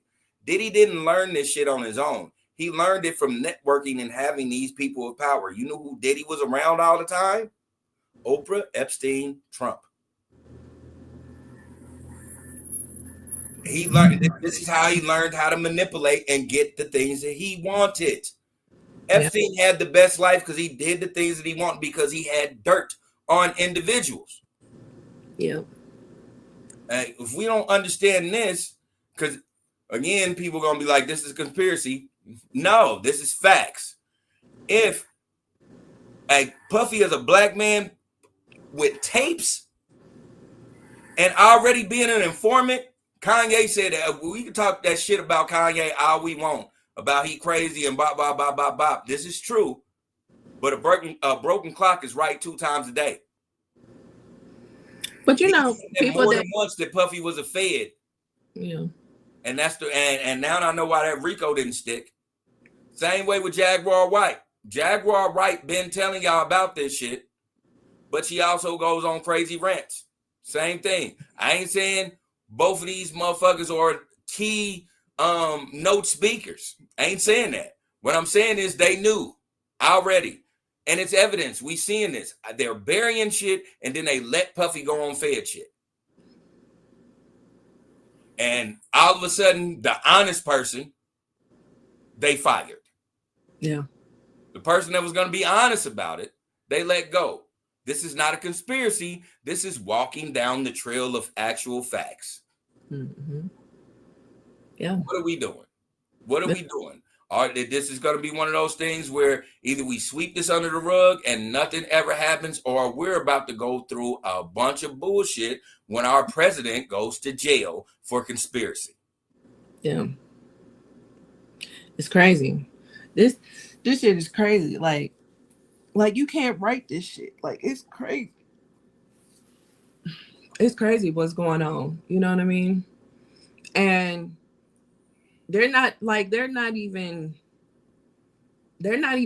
going about it good with the deflection. No. Like, it's so fucking obvious. So at this point, just release the fucking file so we can, do what we need to do. Let's just get this shit over with. Yeah, come on. Like, this is so fucking stupid. And again, I'm going to play devil's advocate.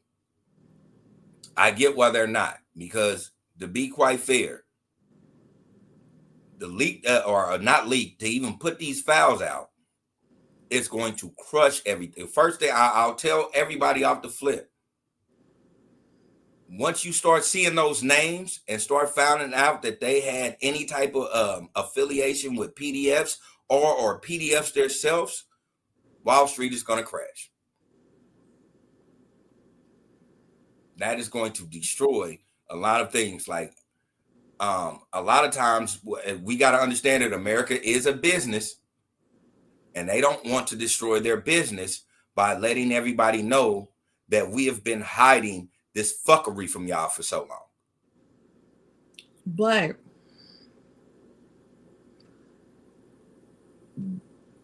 But what's the alternative? To let these PDF files just continue with life? That's what they're gonna that for me. And this again, now this ain't a conspiracy theory. This is just my theory. What they want to do is make sure that they're getting certain things in order before things like that happen, because of all the heat that America has on them now. if they actually bring these files out, and a lot of things come out, especially because this is way bigger. You got to think this whole thing, when it popped off, dethroned a fucking prince. So if this comes out the way that, not only our allies, but America in a whole is going to hit, and then our enemies are going to understand that, boom, this is where you start bombing. This is when you start doing, like, I think they're just trying to safeguard themselves, because remember how the Great Depression fucked us off? Mm-hmm. And we went through a war immediately after. Mm-hmm. And it was hard for America to recover. It would be much harder for us to do it again. You know why? Because we don't own none of the real technology that's actually booming. The only thing that saved us from the first time is we were big industry business. Mm-hmm. Now we didn't outship that shit to somewhere else. All our technology, half of that shit is from somewhere else. If we do it again, we are not going to recover the way that they was able to recover from the first depression. Mm. We're going to truly be a third world country, and the powers that be do not want to see that happen. And that is, again, that's just my theory. It's not a conspiracy theory. It's just my theory. Okay. Because I can guarantee you, the people that are in those files are all people of high power. Oh yeah. Get taken out of power. That means everything that they have tried to put foot in and try to sanction is going to get removed, and that is going to crush us as America, because that is going to kill Wall Street. Because one of the things about Wall Street, if nobody pays attention to, everybody in the Senate is a part of Wall Street. They all are making money off of that. Most of the people in the Senate are getting 40, 50 grand a year, but they're living in $1-2 million mansions and shit. That's because all of their money is in there. So let somebody of power that they're affiliated with get shut down, then that's going to shut down whatever they're doing, and also going to shut down big business. Mm.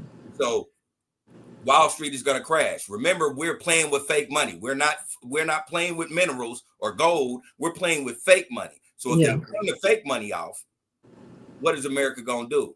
Become a third world country. Mm-hmm. Everybody else, all their money is based off what? Tangible things. Yeah. You know, we got people that we're beefing with that are sitting on tons and tons of gold. Mm-hmm. We aren't sitting on shit, but possibly a couple of oil mines. Mm-hmm. That's why they're doing that. Because if they just put it out there like that, the Ish We Talk wouldn't even exist anymore. Yeah, we couldn't afford it. Exactly. That's why they're doing that. Yeah. So. Free speech would not even be a thing anymore. Mm-hmm. That's why they're doing that. They're trying to get their ducks in a row. Yeah. Well, they need to hurry up, because this whole campaign that he's doing to deflect is some bullshit. And it's very insulting. It's very insulting. I'd rather him just not do nothing. If he's not going to release them, just don't do nothing. Don't do nothing. I mean, that's the whole thing in a nutshell. Yeah. The best part, just like the couple we seen last week. I said this last week, and I'll say it again. The best way you get out of shit is to not say shit at all. Mm-hmm. Right. You know, I'm a stickler on this. If you know you on some bullshit, let them people do your job. Shout out to Brother Jay. Brother Jay used to tell me all the time, don't do them people job for them. Let them people do their job. Yeah. You don't say shit. Why you want to be blacklisted for a motherfucker that's supposed to do their job in the first place? Yeah. You think you doing this because you scared to go to, you know what I'm saying? You scared to do some time. Just shut up. Let them people do their job. If you caught, you caught. Yeah. Let them do their job though. You have the right to be remain happy. Don't be like, oh man, it happened because you think it. Shave years don't take off the cowardice. Mm-hmm. That's a coward move. Shut the fuck up. Yep. If I was Trump, I'd just be like, hey, man, it is what it is. Bring the motherfucker. If you got it, you got it. Mm-hmm. And that's all I'm going to say. Other than that, let's get this big, beautiful bill passed. Right. Right. Why would you not, like, okay. I'll bring out the files. Tell her to bring them out. Fuck it. Bring them out. We'll figure that out. But until then, I want to get this passed because being quite fair, I'm trying to get it passed where I'm trying to go to war anyway. And if I go to war, if this passes the way I want to pass it, I can't get out. They won't push me out the seat anyway. Because if this bill passes the way I want to, you can't have your the president can't get taken off until the war is over. Yeah. So let me do that. I will be on that type of time. Yeah. Like, come on, y'all cannot relinquish my seat though.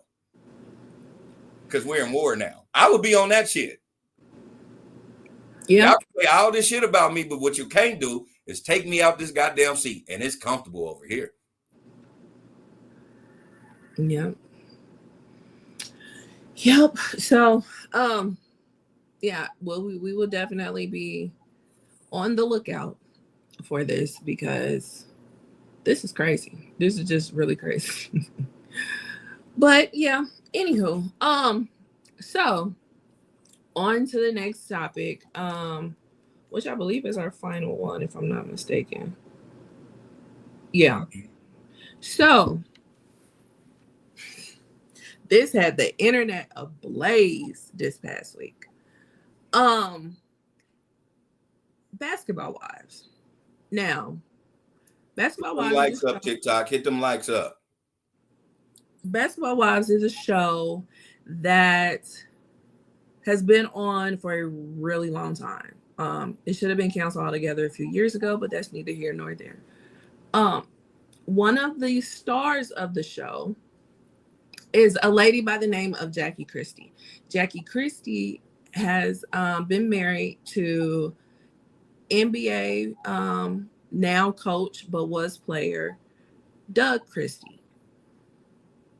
And they have been married 30 years. And they share together 2 children. However, Jackie came into the relationship with a daughter. So it's 3 kids altogether. And their daughter together, her name is Chantel. She is also a basketball wife. I forgot her husband's name, but this season is her first season as a main cast member on the show. Is she a basketball wife? Something Jeffries, I believe, is her husband's name. And he plays in the NBA. And yeah, so we've seen her in the past on the show, but this year is the first year that she's a main cast member. And it's pretty it's a pretty weird relationship that they have with one another as mother and daughter. Sometimes they're okay, sometimes they're not. Chantel has put out damning accusations about Jackie. She's done some, some really foul things on the show in regards to Jackie. And the oldest daughter, her name is Takari. She put out a book pretty much about her life, being Jackie Christie's daughter. And there's a lot of accusations that they put up against Jackie, which nobody's taken away from their experience as her daughter. If the shit happened, the shit happened. Nobody's trying to argue that point because nobody was there. So, but with all that being said, Chantel's on the show this season. So pretty much Chantel told Jackie that if I get into it with somebody, don't intervene. I'm an adult. I can handle my own beefs. Jackie respected that. There was an issue that Chantel had with another cast member, Brandy. Brandy told her to stay in the child's place. And so when she told her to stay in the child's place, they went back and forth or whatnot. And then it got ended. And Jackie said, my daughter might be mad at me, but I'm going to say this. She's an adult. She's 31 and she's not a child. We're going to respect her as such. And so Brandy was like, what, my bad. She apologized to Jackie for cussing her daughter out in front of her. So then Chantel, still got mad because she felt like her mom didn't take up for her. But what I just explained happened in front of Chantel. So Chantel was present when her mama taking up for her. Even though she told her mama to not jump in, I'm going to handle my own beefs. So also who's on this show is the infamous Brittany Renner. And another girl named Denise. She's one of the Ball brothers' baby mamas. So Chantel, Brittany, and Denise, they pretty much formed an alliance. And to the point where Brittany is triggered by Chantel and Jackie's relationship. And she has tried to fight Jackie. She has cussed her out several times in front of Chantel. Chantel ain't batted an eye at the shit. They have been mad disrespectful to Jackie. Jackie and Chantel, they stopped talking for a while. And it's gotten to the point where Jackie's just like, you know what? I'm not going to do this camera shit with you. And so when it starts to become contentious, Jackie will up and leave. Now, that's not what Jackie normally does. Like, we know Jackie is being crazy in so many words, Okay. So the fact that she's getting up and leaving, she's pretty much showing like, hey, I don't want to do this on TV with my daughter. You know what I mean?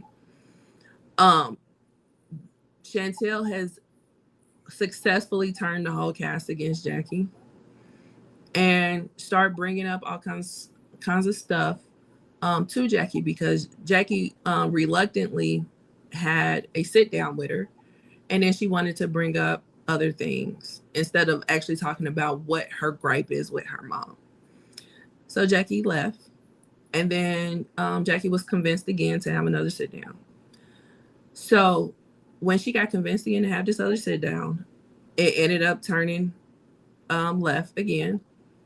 And she told Chantel, you need to go ahead and leave, because it was in her hotel room. So she was like, you need to go ahead and leave. She told her several times to leave. Chantel finally got up. Meanwhile, she's being mad disrespectful, using all kinds of cuss words, calling her by her name instead of mom, and all kinds of stuff. So she gets all the way to the door, and while they're still arguing, she didn't like something that Jackie said, and so she closed the door and comes back in. Jackie's still telling her, you need to leave. So Jackie gets up, and while she's walking past her to go to the door to open it to exit, to assist her with exiting, Chantel pushes her. And she didn't push her hard, but nonetheless, she pushed her. When she pushed her, why'd she do that? Next thing you know, Jackie had a right to the face. And that's when the security came in, separated them, and all. So after this whole scene played out, Jackie went into another room and called somebody and told them what was going on. And Chantel went to the room where all the rest of the girls was, because they were in Hawaii. They were on vacation. And so she goes to the room where all the rest of the girls are, and she tells them, my mother just hit me in my face. Didn't tell them what she did. Didn't tell them nothing else. So I'll stop you right there. Yeah. Just because I think we're telling too much of the story. Okay. I think we just need to stick to the fact that we got a mother and a daughter who are in a situation of reality TV where they have been, well, one, the daughter has been sabotaging her mother, and the mother literally hauled off and gave her the hardest right hook seen on reality TV show. So let's focus on, because you want to tell the story, but the meat and potatoes of it is.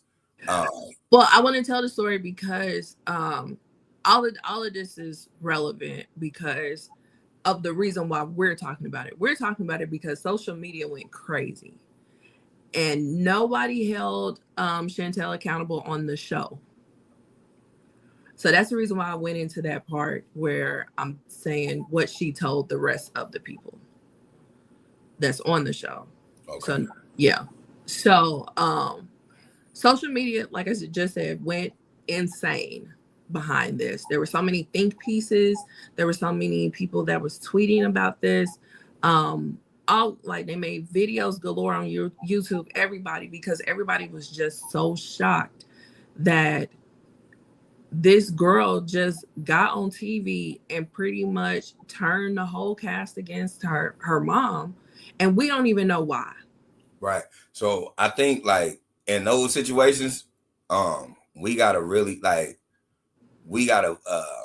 get on what social media is one to hear about, just because I get like the setup, and like because I'm a person that doesn't, like, for the audience watching, like I'm a person that I don't watch reality TV shows, and so like hearing the setup for it, it's like, I want to hear. I know if I'm listening, I'm like, I want to hear what happened right then and there, and then what happened after. Like, know what I'm saying? That's what I told you what happened right then and there. And what happened. Yeah. Like, because it was the build. Like, I'm listening to the build up, and I'm like, I'm pretty sure if the audience, and it's just me, you know what I'm saying? Not to know what I'm saying, but because I don't watch reality TV like that. Like, I want to hear about her and Jackie, like the setup with Brittany Renner and all that. Like, I just want to. I want to find out, like, boom. But all that plays into it, you know. I get it plays into it, but the people that watch reality shows, they already know that. But I can't assume that everybody does. That's true. You right. Yeah. Let me shut up. Let me be quiet. Yeah. I'm sorry. Gotta let me. I'm sorry. It's just me. Yeah.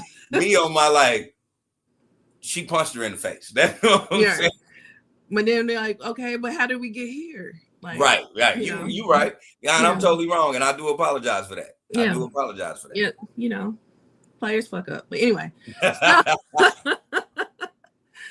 But yeah, so yeah, like I said, the internet went crazy because mainly we don't know what Chantel's gripe is. Like, she came into the show with an agenda, and that was to pretty much turn everybody against her mom. And it was like, why do you have this agenda? What did she do? She's giving you several chances to be like, what is the problem? She never wanted to address what the core problem was. She wanted to talk about the shit that she's done. And it's just like, no, we need to talk about the core issue. And everybody, and then on top of that, everybody's like, you don't touch your mom. You don't touch your mom. Like, what are we doing here? What are we doing here? And I'm not saying that you should stand there and get disrespected by your mom. I'm not saying that if your mom hit you, you shouldn't do nothing, especially when you're grown. But your mama didn't do nothing. You know what I'm saying? To warrant you pushing her. I mean, if your mom, I'm just one of those, and maybe it's because I was raised. If your mama hit you, your mama just hit you. It just is what it is. If you strike your mama, you might have a nigga off the corner come over there and bust your shit wide the fuck open. Yeah. But what I'm saying is that, like, you know, when you were a child, under your mom's care. If your mama hit you, you had to stand there and take it. You know what I'm saying? As an adult, you don't have to stand there and take it no more. You can leave if your mama hits you. You know what I'm saying? Exactly. So You that just walk the was fuck my away. point in what I was saying. You know, so and that's the reason why I'm saying, like, you ain't got to stand there and take it no more if your mama is abusing you. But what we still are not going to do, we're still not going to hit our mom. Nope. You know what I'm saying? It don't matter how bad it gets. You're an adult. You can go on ahead and leave. You don't have to be in this environment with your mom. And then that's another thing, because it's like, where did all this come from? Again, it still is like, what? Because even Jackie in one of their sit downs was like, we were fine before you got on the show. What is it now? You know what I'm saying? So it's like, you obviously had an ulterior motive to get on this show.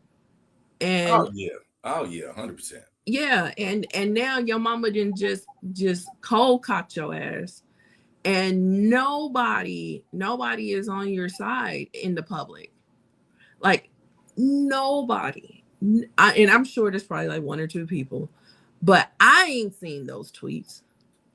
I ain't seen those videos. Like, everybody is like, yeah, you deserve every bit of that. So I don't again, I don't watch reality TV, but I do know about Jackie Christie. And one thing that I do know about Jackie Christie, before I even knew her name, I knew this because I watch basketball. I remember when Doug Christie got into it with Rick Fox. Yep. Jackie got out the stands, ran out in that motherfucker, and was ready to fight with her husband. Yeah. That right there lets you know this is not the person that you just want to put hands on. Right. Like, all jokes aside, 100%. we can say whatever we want to say about this whole daughters ain't supposed to hit mamas or touch mamas, or we can say all that. I will say this: if you're not prepared to go into fisticuffs, you don't put your hands on a person like Jackie. I don't care if you just hold her hand and be like, you need to calm down. She's going to headbutt the shit out of you because, bitch, don't touch me. Yeah. Like, I just don't understand why that was a situation that she thought she can get that off on. Yeah. I'm like, I don't watch the Basketball Wives. I don't know anything about that, but I do know that this is the same lady that fought with her husband. Yeah. So she will throw them motherfuckers like a man. Like, I don't really I think a lot of people of privilege, which is her daughter, don't understand what it is to actually be in a situation of survival mode. Yeah. And 20 years ago, she said what is not going to happen is my husband is not going to be able to get in the game tomorrow. So I'm going to beat your ass so my husband can play tomorrow. This is the type of time she's always been on. So I don't think that's the person that you want to just like push on some bullshit and think you're not going to get a right cross. Right. And the amount of restraint that Jackie has had dealing with her daughter on this show, like it's a totally different person. But you're 100% correct. Like, you can go to YouTube right now and put in Doug Christie versus Rick Fox, and the video will come up, and you'll see Jackie right there in the tunnel with all them men during that fight. You know what I'm saying? So that is one person, like her reputation precedes herself. Like, that is one person that you don't want to fool with, especially when it comes to Doug. You know, and that was one of the things that her daughter was throwing jabs at her about. She said, your husband is going to leave you and your kids don't like you. That's some crazy ass shit to me. Like, you don't, like, what? Wow. So that's the thing that I don't understand, because I seen that and I was like, I understand the controversy that they're going through already. So I guess it's just because of my background and how I was raised. You stay out of your mama and daddy business. Yeah. So for Right. you to even do that, even if you're upset about it, like you stay out of their business unless y'all have a private conversation. Like private conversation amongst the family, you say what you want to say. You don't do that shit in the public. But even still, saying something like that, that's still not your business. Exactly. Like, you don't. That's what I'm saying. You don't. That's not your play. Like in private. Okay, I'm not saying you're supposed to say that, but if you say that in private amongst your dad and your mom, it is their place to tell you that's not your place. Yeah. You feel what I'm saying? Mm-hmm. It is not your place to do that in a public setting because now, not and as much as we hear about what's going on with Doug and Jackie, at the same time, it is not your place to get into that business. Like at the end of the day, you have to realize that it's a hierarchy in this and involved, and you need to stay out of it. Are you upset about it? You have every right to be upset about it. Or am I supposed to broadcast why you that you upset about it? The fuck no. Yeah. Like I'm not. Like you said, and I'll piggyback off what you said. This whole the reason why you were even on this show, your intentions was to brutalize your mother. Like, and that's not what you do. You can be upset about the situations that your mother put you through. 100%. I get that. But what you're not going to do is display a type of defiance towards your mother that you have been doing. And because you've been doing that, karma's a bitch. And it lets you know that your mother is not the person to play with. Yeah, 100%. And then you see by the audience reaction that this is not entertaining. You couldn't have possibly thought that you can come on this show where your mama is a staple. Your mama has been there since season 1 of Basketball Wives LA. You couldn't have possibly thought that as much as people do not agree with some of the actions that Jackie has done throughout the years, that they will be okay with somebody coming onto the show that is her daughter and going against her as tough as she is and not giving us a solid reason or a reason at all. Like you come and this is pretty much your MO to come on this show and do this. So you couldn't have possibly thought that this would be entertaining. None of this is entertaining. No. This is too far. And y'all really need to seek help. You know, and I'm glad you said that because yesterday what I did is because I was like, what's going on? And I seen the clips and what happened. And then I start like really deep diving into that dynamic. And I'll just say, you know, in my opinion, I'll say this. I truly believe that this daughter is really basing this trauma off of what her sister went through. Yeah. I think that she watched her sister go through a lot of things. She watched her sister go through colorism. She also watched her sister play on a back burner because of how she treats the son compared to how she treated her. And I think that this sister watching that, because I don't think she even had any of that onslaught. Excuse me. I think that she literally had the red carpet rolled out for her. But yeah, she's going off the trauma of her sister because of the love she has for her sister. But at the same time, her sister is not even doing that to her mama. Right. So I tell people all the time, you have to learn how to pick your battles. And if someone who is not saying things or not, because she is saying things because she wrote a book, but the person who is not being aggressive that it actually happened to, you probably don't want to be the martyr for that because you're always going to look like the embarrassment. Yeah. And then talking about the sister just did a interview a couple of days ago. And she said that because that book came out like about 8 years ago. Mm-hmm. And she said that her and Jackie are okay. Yeah. You know what I'm saying? Like they for the past 5 years have been building, you know. So and you know, she's come out, and with all this shit that's going on right now, she's come out and said that her mama didn't deserve that. You know, like that's too far. That's too far.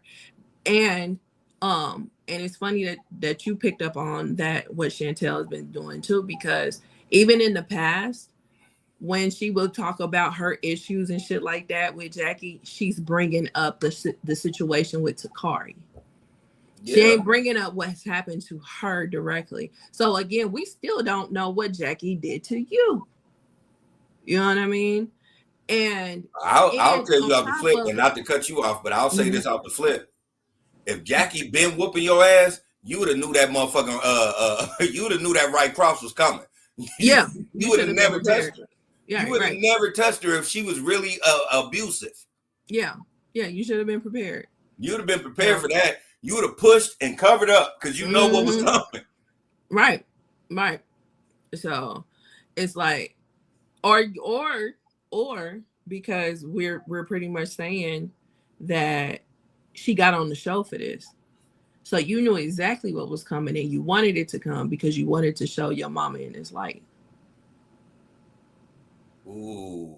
Yeah. Ooh, that part. Ooh, that's Because a she's bar. been antagonizing her the whole season. That's a You know what bar, I'm saying? man. Yeah. That's a bar. That's good because, like, that does make sense. You want to make her look like that, but you initiated that. At the end of the day, you initiated it. Exactly. You didn't have to do that at all. If you're Not trying one to bit. defend your sister, which understand, I do the shit all the time, man. Listen, I will go to hell and high water for my sister. Me and my sister are a year, a month, and a day apart. We love each other like twins. Both of our phones have twin, and know what I'm saying, when we call each other. Mhm. So you're gonna go to bat for your sister. I get that because I do the same thing. At the same time, you baited that situation, and it looks bad for you. It Don't looks totally look bad bad. for your mama because your mother, one, that's your mom. Two, that if we want to eliminate the mom factor, you put your hands on me first. Mm-hmm. Yep. Don't push me and expect me not to say nothing because I'm your mama. Mm-hmm. First and foremost, put your hands on your mother or anybody, your mother or father, and expect something to happen because the first thing in their head is how fucking dare you. Yeah. Yeah. Or they forget that you their child. So you lucky that that's all that Jackie did, to be honest. Yeah. But then going back to Takari, Chantel and Takari ain't talked in 8 years. Ain't talked in 8 years. Takari put happy birthday on social media. And when I tell you Chantel replied with unloading the clip, she unloaded the clip. And now they're going back and forth because Takari was like, she didn't deserve it. Like Jackie didn't deserve that. And now she's unloading the clip on her now. And it's just like she's saying some horrible things that I'm not going to say. She said some horrible things. So yeah, like it's crazy. It's just like, what are you doing, Chantel? What is the end game for all of this? So that's what I was about to ask you. So what do you think is the reason why she's doing this? I feel like she doesn't like Jackie for whatever reason. You know, she doesn't like her. And I feel like she wanted to come in here and just pretty much ruin her job.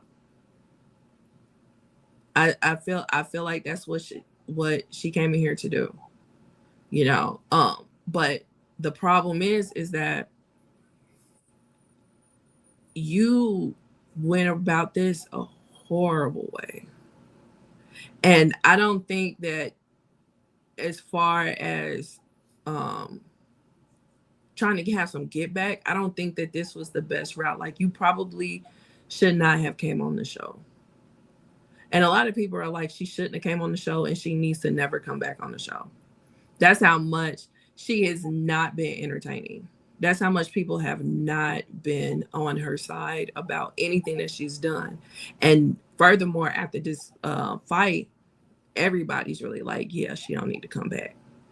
You know? So, yeah, that I just like if she really cared about her relationship with her mom, I feel like they should have done this outside of Basketball Wives. So me and you kind of we're kind of on the same page, because my opinion is this. My opinion is her daughter that has always been highly favored. Like if you watch pictures and all that, she's always been in pictures. She's highly favored. Mm-hmm. She's going through a situation of she is all of this controversy going on right now. She is a jaded daddy's girl, and that's the thing. It's like, for me, how I look at it, I'm like, oh, she is hurt about the situation that happened with her father. Yeah. And so how she's taking it out, like, because especially daddy's girl, if you're a daddy girl, you're always going to defend your daddy. Not even being on no extra. I've actually seen this in real time, even when the daddy is a piece of shit. If they love their daughter loves them tremendously, and they will defend that piece of shit of a man. This is not the case. You got a real good daddy. And I think, for me, in my opinion, it's like, she wants to mentally hurt her mother as much as she think her daddy is mentally hurt. And I don't think she even had a sit down with her father. I think if she does have a sit down with Doug, he'll tell her not to do that. Oh, 100%. But like, she's not doing that. She's just going off of pure emotions of her being hurt as a daddy's girl. And so she's trying to make everybody hurt as well. Yeah, but then there's another aspect to this as well, because one of the foul things that Chantel did, and this was like season 1 of Basketball Wives LA, she sat down with another cast member and pretty much bad talked her mom through the whole conversation. And it was so disgusting, because it was like the girl that sat down with her didn't have the best relationship with Jackie, so she kind of did it out of like spite, and was using it, to try to, like, as ammo, and Chantel ain't stupid. She knew what it was, you know what I'm saying? And she gave it to her. And it was so bad that the girl last season came back to the show and apologized, because she has been, like, they've been like killing her ever since that happened. And that was like, what, 10, 11 years ago. So it's like, in that conversation, Doug got brought up. And she said that she had an issue with Doug as well, because Doug didn't intervene. And because a lot of people have been like, well, what does Doug think? Like, why, if all this was going on, why do you have such hatred towards your mom, but you don't have this hatred towards Doug? Because Doug was allowing this shit to happen. You know what I'm saying? But then some people are giving excuses, like he was on the road all the time. But again, Jackie's reputation precedes herself, and one of the things that she was doing was being on the road with Doug. So it's like, when she was home, he was home. When he was gone, she was gone. So he was there for whatever Jackie was doing to these kids. You know what I'm saying? But why didn't he intervene? You know what I'm saying? So in that conversation that Chantel had with that other cast member, she said that she did feel some type of way with her dad because he didn't intervene. And I was like, and that to me makes sense, because again, how can you love someone so much and they can do no wrong, and then in the same breath hate this person and they do everything wrong, and they're pretty much one and the same? Because and that's the thing. I think, because I don't watch it, so I don't know what that conversation was. Mhm. But I do believe it was one of those situations where she probably has her gripes over her dad for certain things that Jackie was doing, because Jackie comes off with masculine energy. Yeah. At the same time, she comes off with masculine energy. She is I've peeped certain things of how Jackie is. Jackie will talk to a man with the utmost respect before she does a woman. And I think with Chantel, she was more of putting Chantel in survival mode Mhm. on things, and probably um, not and Doug just letting Doug is Doug. Doug didn't grow up like Jackie grew up. So Doug is letting her be a woman to a woman and didn't intervene in that. But that didn't stop him from always taking care of his daughter. It's just he wouldn't, if Jackie turned around and was checking Chantel, he can't go in and try to, you know what I'm saying, and say anything, because in this moment, I don't know how to intervene with how a woman is trying to handle this. Mhm. And I think that's what it was. At the end of the day, I really do think that this is a child of privilege who her daddy was basically her daddy, like what a real 100% daddy would do, make sure that my daughter is cool every time I'm around her, but I don't control what's going on with her mama and her. Yeah. You know what I'm saying? And so she can have resentment on that, but she is never going to not love her dad. What ended up happening, like you know what I'm saying, and I'll say it again, what ended up happening is when she found out, not only do I feel jaded, but this lady actually jaded my daddy. Now I gotta hurt her. Like, this is what she's thinking. Instead of actually having a conversation with her dad about, like, damn, how do you feel? Because that's the thing. It should be a private conversation of, hey, I always felt this way. I feel like you never did this, and having to explain it to her, and also having to explain why you shouldn't do this type of shit to your mom. Mhm. You know, I think that's the key element that everybody is missing, because she's grown. People don't think that you still got to have a real mom and dad conversation to the individual is grown. And and it's not just black people. I think all races do that. I think once somebody reaches a certain age, most parents feel like they should know it anyway. But for me, I will tell you 100%. It is sometimes where you just need to still have that conversation to let them know that you are their parent, and this is what happens and what you need to do moving forward. Mhm. I don't think I think most people who are well off don't have those conversations anymore. Mhm. I do believe that it has a lot to do with once you get to a certain status, and you feel like your kids are supposed to just follow suit, that is where the flaw starts happening. Yeah. You know, because you think, oh, I gave them this, I put them here, I made sure they was at. I know they mama yelled at them, but when I come through, I bring them ice cream, like all of this extra, and they forget that we do have to really have a conversation about your feelings and how, you know what I'm saying, and what's going on and how you feel about the dynamic. You know, people lose that control. And I can only say that from experience. I've only seen one household that actually does that in a whole, where even as grown individuals, my Uncle Lewis still sits down and has that conversation and still is a father to his grown daughters. And you know what I'm saying, all the time. Like, because I want you to at the end of the day, you still daddy's girl until daddy goes and does whatever he needs to do in the universe. You still daddy's girl. I don't think they have those conversations, and that's why this flaw was actually happening. That's why Jackie was able to cross the shit out of her, because they don't have that family dynamic where they can actually have a sit down where, you know, playing with your mama is not the way to play with your mama. Like, you can do your tantrums and all that. People gonna have tantrums all the time. I had a tantrum the other day with my mama, not to be on no extra, but I just really like, oh my God, I'm so tired of hearing about Jehovah. But then at the same time, I was like, I can't say that out loud. Like, we just gotta have this conversation. You know what I'm saying? But It's the dynamic that is flawed because they're wealthy and they feel like their kids are supposed to just be impressed because they're wealthy. Mm-hmm. You know, no, we still have to have a sit down and get the dynamic together.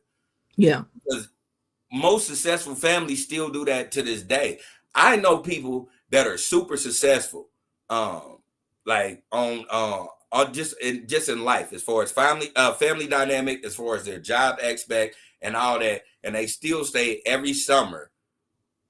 Every summer they go visit their mom and dad because they get that real conversation because they still have to understand their mom and dad. Mm-hmm.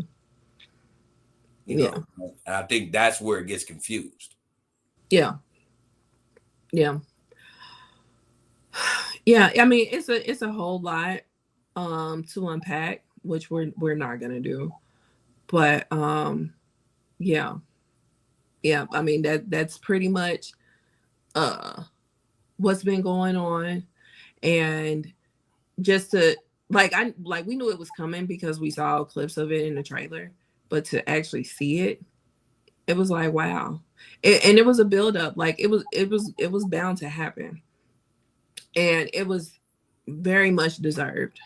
I'm sorry. It was very much deserved because you can only do so much to a motherfucker before they respond. And then all jokes aside, man, that's your mama. Yeah. That's your mama. Like again, I don't watch the Basketball Wives, but when I deep dived and went into certain people talking about it, it was one thing that they really said the same thing that you said. Like she has been really crossing the line with like dealing with people and telling business and aligning herself with people that do not align themselves with her mother. Mm-hmm. And that is the like, because how can I say this for people to understand? Okay, I'll go ghetto. I know people that grew up with crackhead mamas and they don't do the shit that she did. You know, and at the same time, I know people that grew up with crackhead mamas and did exactly what she did. So it's one of those things where it has to come through a respect factor.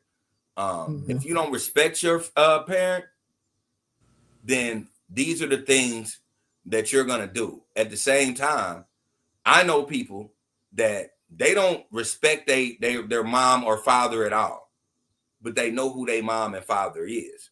Mm-hmm. She doesn't respect her mother. At the same time, she don't even know who her mother is. Right. Right. And that's what the oldest daughter said. Like, you don't even know her for real. Yeah, you don't. Because you can't possibly know her and you pulling this shit. You know what I'm saying? Yeah. You don't know who she is. You better be glad you did this shit at this time. Because if you'd have did this shit at 16, this probably would have been a whole nother ordeal. She probably would have threw you out of one of them big ass windows in her house. Right. Right. Right. Right. So Tolly is watching. She says, "Hey, Ish Talker," saying "Hey" from the ship. She's on a cruise right now. So what up? Hey, what's going on? So hopefully you're having a great trip. Man. So yeah. But yeah, so yeah, that's pretty much in a nutshell. What's going on with Jackie and her daughter Chantel. Hopefully this is the first and last season that we see Chantel as a main cast member, because she left a horrible impression. And she didn't want to, you know, resolve anything with her mom or have a pleasant experience on the show or anything like that. She did not. And you know, and on top of that, she's doubling and tripling down on this situation. She don't feel like she done anything wrong, you know. So you don't let the world tell you how to feel about your mother. And I won't be biblical, but I will say this: honor your mother and father, or your days on the earth will be short. mm-hmm. That's it. Yeah. You know, I'm not gonna sit up here and act like I've had the best relationship with my mom, because I haven't. Yeah, like Yeah. no, yeah, and Yeah. you go through your rigmaroles, like, Right. But you just got to get to the point, which she's probably not there yet, but you got to get to a point where it's like, what is the greater goal? Because if your greater goal is to, go on ahead and live your life, then go on ahead and live your life. If the greater goal is to, get to a place where you can at least be cordial and you don't have to have a screaming match every time you see your parent, then try to get to that. And however you get to it is however you get to it. You may need added assistance, or maybe you can do it without the added assistance. I don't know. But one thing that I did was the main point of contention. I stopped giving that my energy. right. And if that point of contention does not get brought up, we're okay. And that's how I chose to handle the situation. And when you see me and my mom now, you can never tell that we had these horrible issues.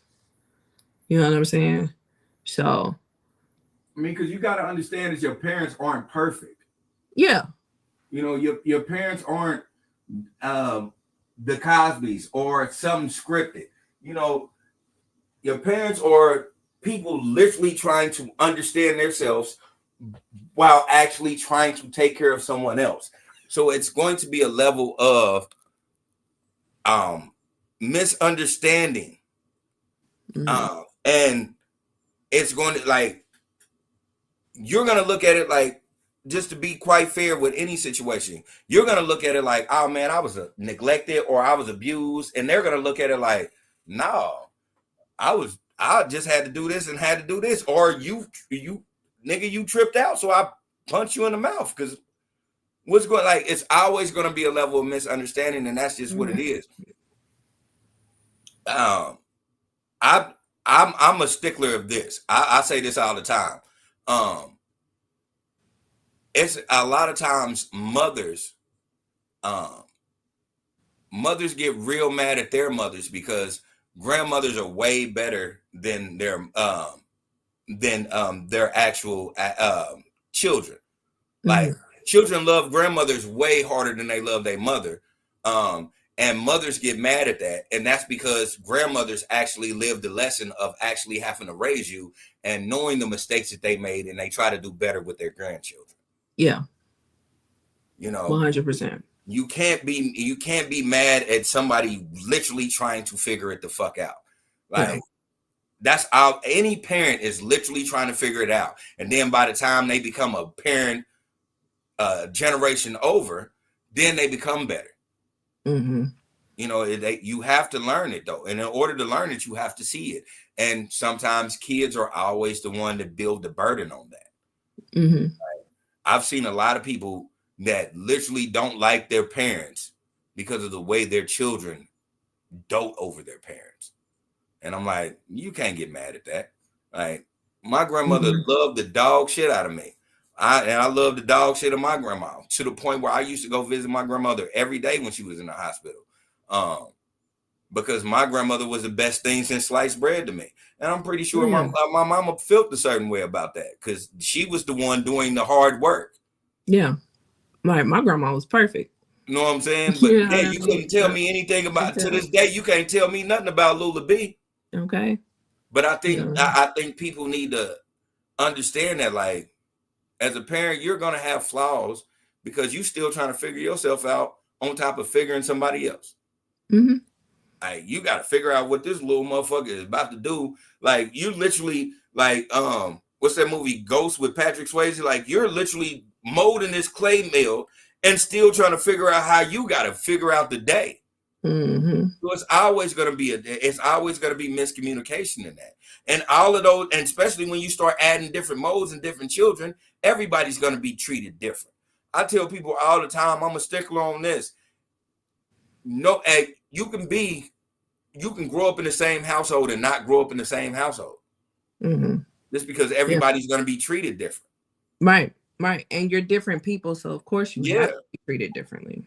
You know what I'm saying? People don't understand that. People be like, my household wasn't this, and then your sister would be like, it never was that. No, that was your way of living. That wasn't mine. Yeah. You know what I'm saying? It's always going to be different. So you got to understand, like, a lot of things that we see right now going on with her and Jackie, it's because she feels a certain way of how she was raised. You know what I'm saying? And then and then watching trauma with her sister, or hearing trauma about her sister, she's gonna feel a certain way, especially if she feels jaded in the first place. Like, if you got to like think about her, like, she never, I didn't see anything about her being like an athlete or any other thing, but I watched Doug Jr. being an athlete. So they're gravitating more to him because boom, this is what he does, this is what his dad does. She's masculine anyway, so she's doing that. So you probably felt a certain way, and you feeling abandoned has nothing to do with abuse, though. You just But the thing with Chantel is that Jackie had her in modeling, and then she was supposed to be a pop star. Like, I came across a music video that she did from years ago. She was probably like a teenager, and I'm like, what the hell is this? But yeah. And so, but like, to your point, you keep on talking about how she's brought up and shit, but then in the same breath, she got a baby that she's trying to get in modeling. So it's like, you were in modeling, your mom had you in modeling, she was your manager when you were modeling, and mind you, Jackie was a model, so she kind of knows what she's doing in regards to that. But your upbringing was so bad that you got your son doing modeling. Like, it's such a big contradiction. It's like, what is it?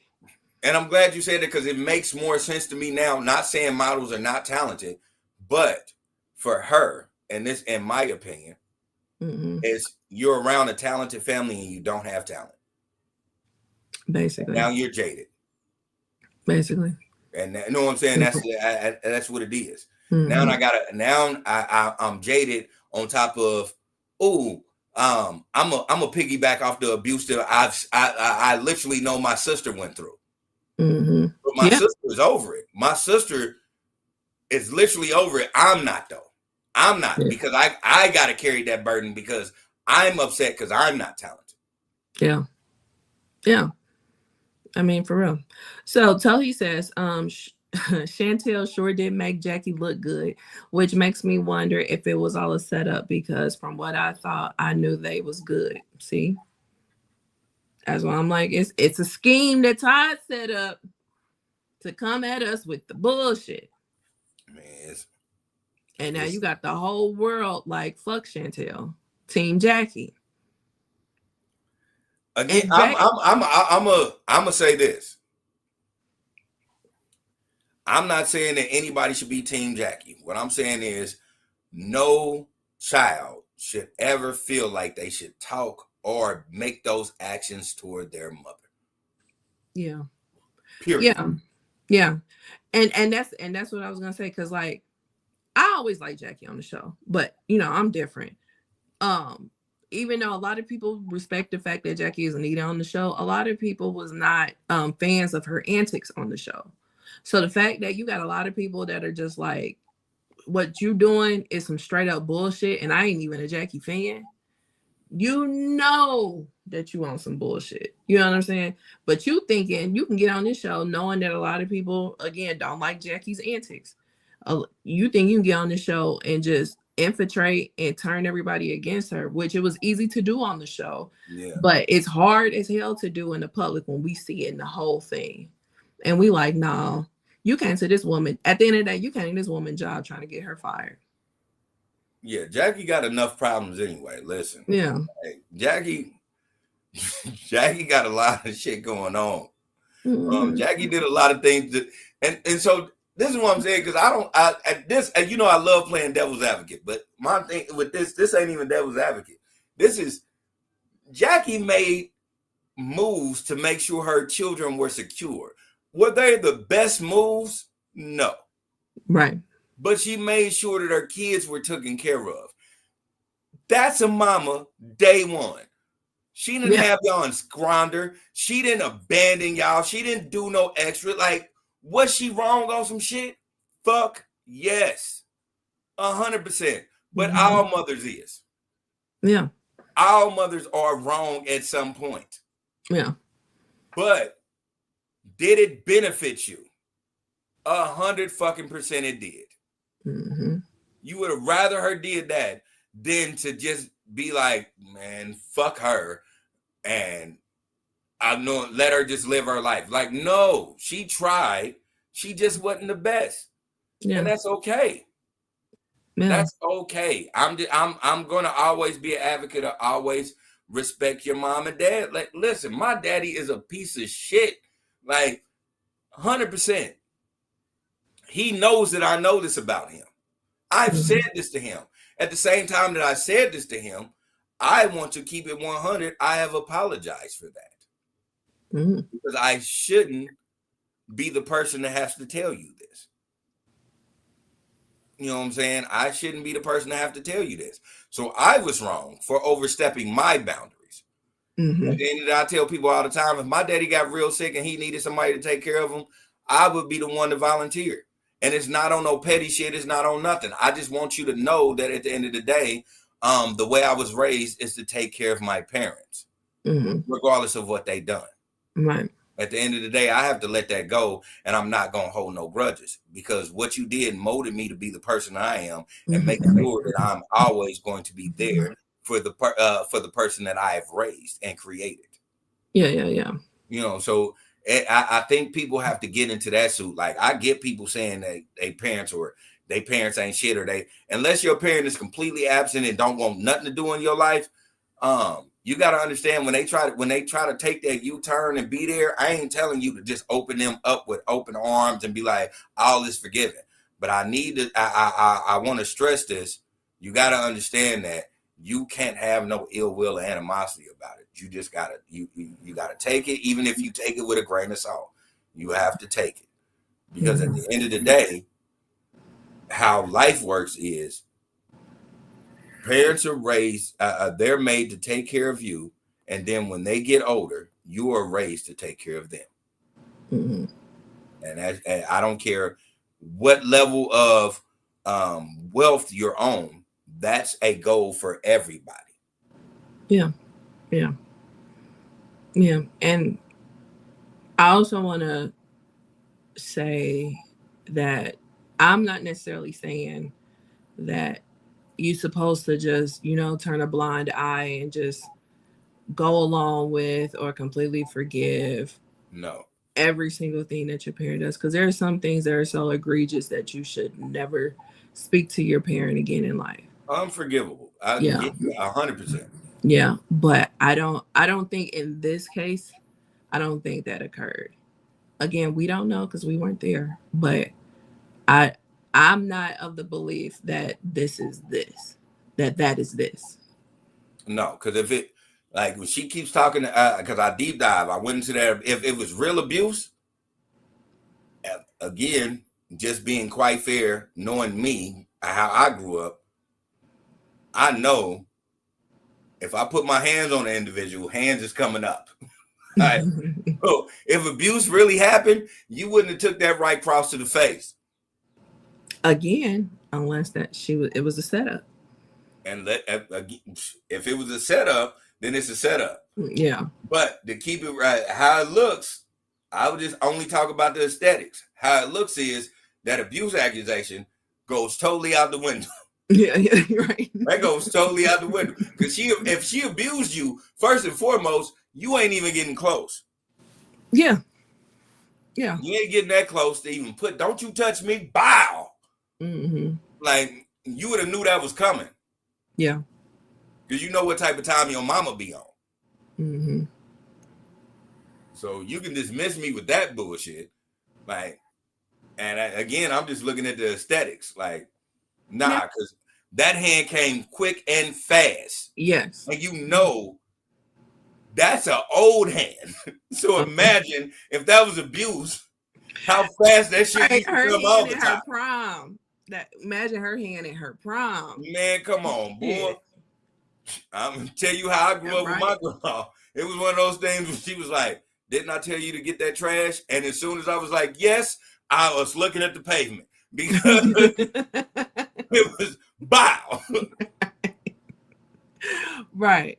So I know what's coming. So next time she said, "Didn't I tell you?" I took a step back. Right. Because I know what's coming. Before I answered, let me go ahead and get some space between us. Yeah, because there was times where I'd be like, yeah, I'll try to say yes, ma'am. But before I even got the ma'am out, I'm looking at the fucking linoleum. Right. So, right. And that wasn't abuse. That was that because my grandmother never abused me. It was just one of those things. If I tell you to do it, do it. Right, right. Don't get caught up on trying to watch TV or play video games, nigga. You got a job to do. Right. So I'm gonna say this, and we gonna go ahead and adjourn. But like a couple weeks ago, I had to go to a mandated reporting training, and it was ran by some people that run an organization that help like kids in abuse and stuff like that. And so they got to talking about kids, what they consider abuse in Missouri. And so me being me, I had to ask the question. I was just like, okay, well, what is it like as far as, because they was talking about like excessive spanking. And I'm like, well, what is considered acceptable, you know? And so the lady was like, what they consider in Missouri is one swat with an open hand to the bottom. I said, well, shoot, just about everybody in this room been abused then. I'm like, shoot, we all need to be reporting our parents.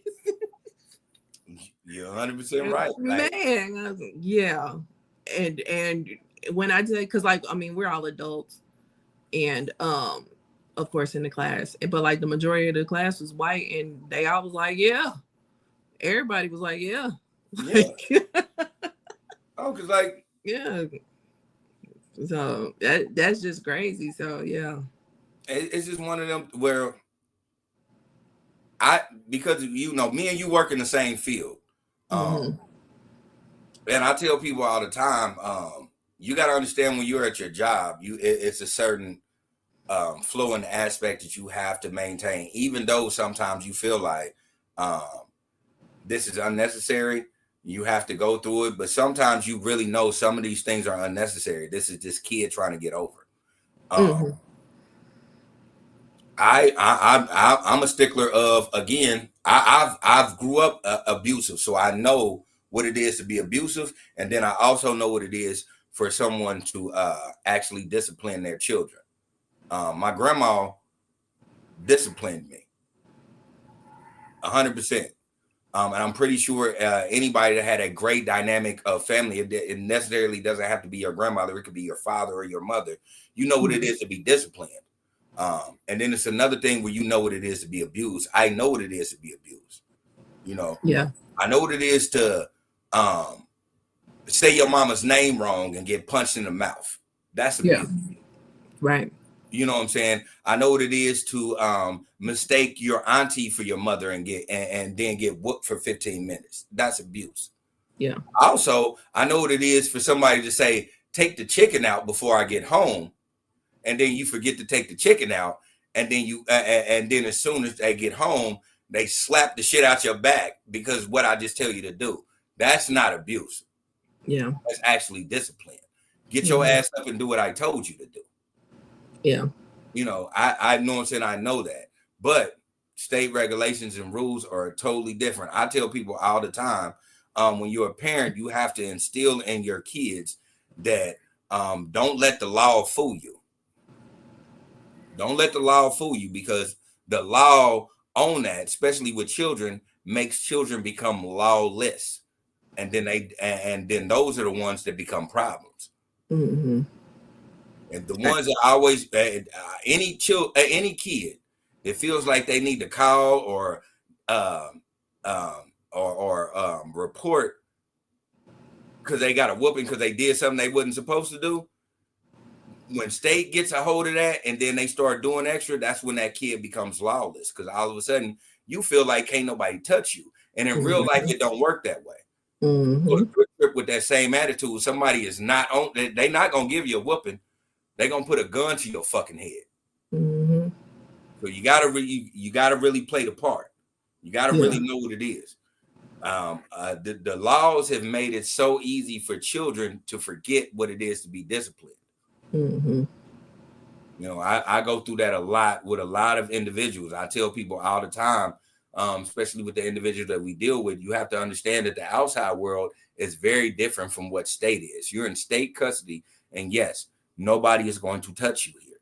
But if you go out there and you slap the shit out of somebody thinking you can do it as a kid, you are not going to get the same thing the state is going to give you. Yeah. Because what you did is violate a person's space. Mm-hmm. And once you violated a person's space, that person 100% is able to do whatever they or want to do to you in that space. Mm-hmm. You know, I've seen plenty of times where an individual think they're getting something off, and then they realize, oh, this person doesn't. This person is not at the group home because they're getting the shit beat out of them. Mm. And they be like, oh, he's going to jail. No, he's not. You put your hands on him. Mm-hmm. You did that first. Mm-hmm. So we gotta understand. It's like, that's the thing. You gotta let them know that it is like the laws are flawed, because the laws don't tell children that they're not supposed to put their hands on people. Mm-hmm. Law just says if they did something that we deem abusive, all of a sudden we take them away from you, and then they think that they can continue to do that to everybody. Yeah, that ain't how life works at all. Like, Yeah. you're gonna get your issue real fast fucking in the real world with that. Right. And to bring it on back, that's pretty much what's going on, because Chantel is definitely getting a dose of the real world, because when I tell you everybody hate her ass, everybody hate her ass. That's what she get. That's what she get. That's what and nigga, you don't have the best mama. 100%. You don't have the best mama. It's the fact that you even tried her that way and been trying her. Yeah. The fact that she had that type of resolve, nigga, she's been holding her hands. You've been saying shit and she been tucking her hands under her lap the whole time. Like, Lord, please don't let me do this. Right. And then you decided to put your hands on her. Mm-hmm. And she went through the Old Testament that says, "Spare the rod, spoil the child." She definitely did. She definitely, you saw the scriptures just run through her pupils, like, dude, listen. Like, woo, and I was like, she lucky she didn't two-piece her, because she was so fast with it that she could have got that off before she. Oh no, yeah, she could have followed up. Yeah, like, she would have cleared her clock if she would have right hooked her and then swooped up under there with that bow. Yeah, oh, she would have, because she could have got that off though. She could have definitely got that off.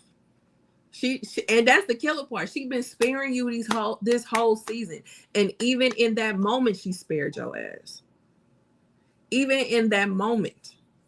Like, I don't think that, anybody that's listening to us, I don't think y'all understand what it is to clear somebody and watch them get out of your line of sight. That means they can't see you, and so you can do at that point whatever if you're fast enough. Yeah. So somebody caught them and got a steal from the moment, and I just want to share that. Look at that shit. Now, first and foremost, we need to put that on a t-shirt with the issue we talk right up on I know, right? We need to do that like ASAP Rocky. Yes, 100%. Now, 100%. what I'm telling everybody in the audience is, if you get somebody like that, your next thing is a drop left that's gonna punch them right in the back of their shit, because that's gonna clear them right then and there. If you get that off right there, shit. Listen, and you see, like right behind Chantel, there is a guy right there, but the way that Jackie hit that girl, she could have easily two-pieced her before he intervened. Exactly. Like that left, you looking at that left right there, that left could have went bow right in the back of her shit. Exactly. That's what I'm telling everybody, like, man, dude, now I'll say this, and I mean this with the utmost respect. This is how you know not to play with nobody. Jackie slapped her so hard that not only did she lose how cute she looked, Jackie lost how beautiful she is. Jackie ain't a bad looking lady. Don't get it twisted. She slapped her. Right. She slapped her so hard that she made both of them look ugly. Right. She slapped the looks out of everybody in the room. You gotta punch hard as a motherfucker to slap everybody in the room ugly. Right. Because both of them ain't bad looking women. They're both beautiful women, but both of them look like Neanderthals right now. They both look like they just found fire. Right. Boy, get the fuck out of here. She don't know her mama. No, she don't. Then somebody 10 years ago, Jackie would have stumped the shit out of her. Oh yeah, 100%. And then somebody put it in AI to make a Muppet version, and this is the Muppet version.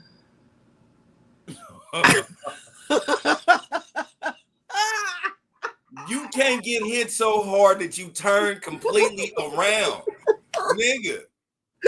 I'm telling you, as a man, I'm a man. If a nigga hit me hard enough where I only see the other side, the next thing I'm doing is pulling out my gun. You're not about to get me with another one, because if you get me with another one, I might wake up tomorrow. Right.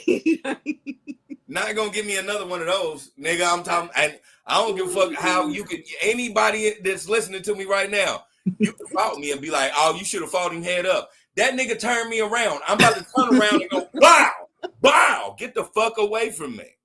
Right. I'm talking about she did a about face, like, and still, even in Muppet mode, she slapped her hard enough to make her look like she got slapped. Right. Like, do you understand how hard you got to hit somebody to make it look like you got hit? Right. Oh my gosh.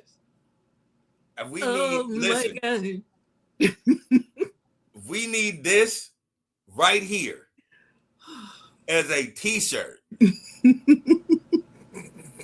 We need both of them. Let's get both of them as t-shirts. We got to. And on the back of it, we should say, "Hey man, let a nigga try me." Right. Try me. Yeah, that's all we need is try me. Right. I'll slap us both ugly. What we talking about? Because I'm just keeping it 100. These are two good-looking people that she slapped both of them ugly. That's crazy. Should I pull up how they look like in real life? You can. Okay, hold on. Like, just to put it in perspective, these are not. Jackie is a nice-looking older lady, and her daughter is a nice-looking woman. Like, let's keep it 100. These are two nice-looking women. Let's see. I think I can find a picture of both of them. Yep.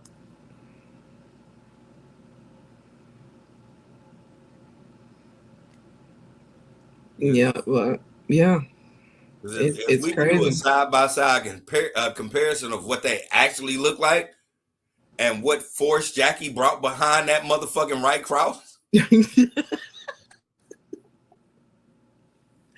let you know Jackie's not the person to play with. Right. Hold on. Okay, let's see.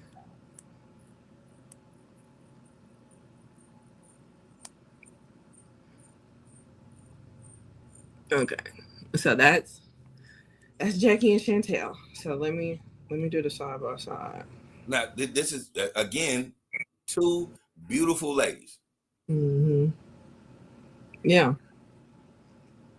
they're both gorgeous. Like, huh. Let's see. 2 beautiful ladies. Now, the force that Jackie had behind that right cross made them both look like this. And she'll pull it up. Yeah.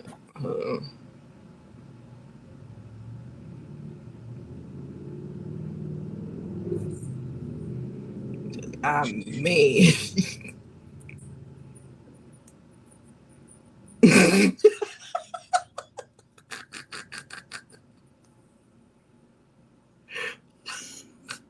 This fucking picture.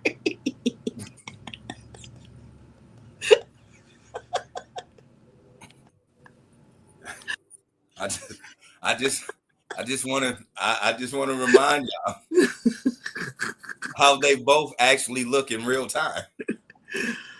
Walking down the street, you're gonna be like, them some nice looking women. Yeah, they're both beautiful. What godly.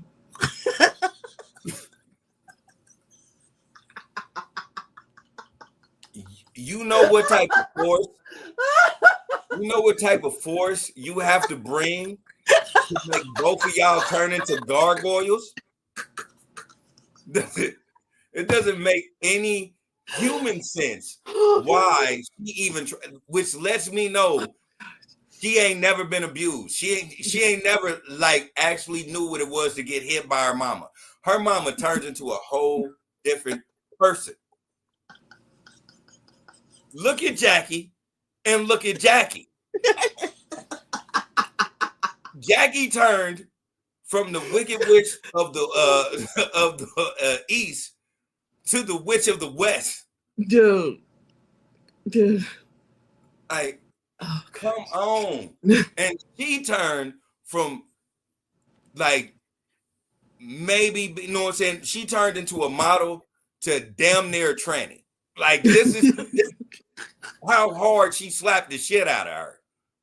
Are y'all not looking? Am I not looking at this? This bitch damn near look like a man with a bang. She slapped her into a man with a bang. A bang, not the bang. Are you crazy? All of a sudden, you see the flaws. You never seen the flaws, and now you see all of the flaws. She slapped the flaws in that bitch. And she made herself, she turned into Jackie, into the bitch that got shot in her big toe in Harlem Nights.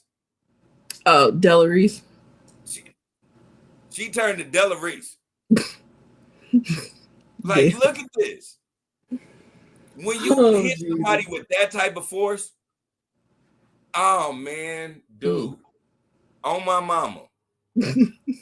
She better be glad she slapped her at the tender age that she is now. Man. Because she would have knocked the tooth loose 10 years ago. Oh, yeah. Absolutely. Absolutely, without a doubt. Yeah. Like, this is still, again, I'll go back because I don't think people really understand. I'll go back to, this is the same woman that jumped out the stands to fight grown men. Mm-hmm. And that's the face that they see. That's the face that they see. Not the face that Chris Webber and Doug Christie was fucking. Like, that's the face they see. Not you brought out Chris Webber. Oh my God. Shit.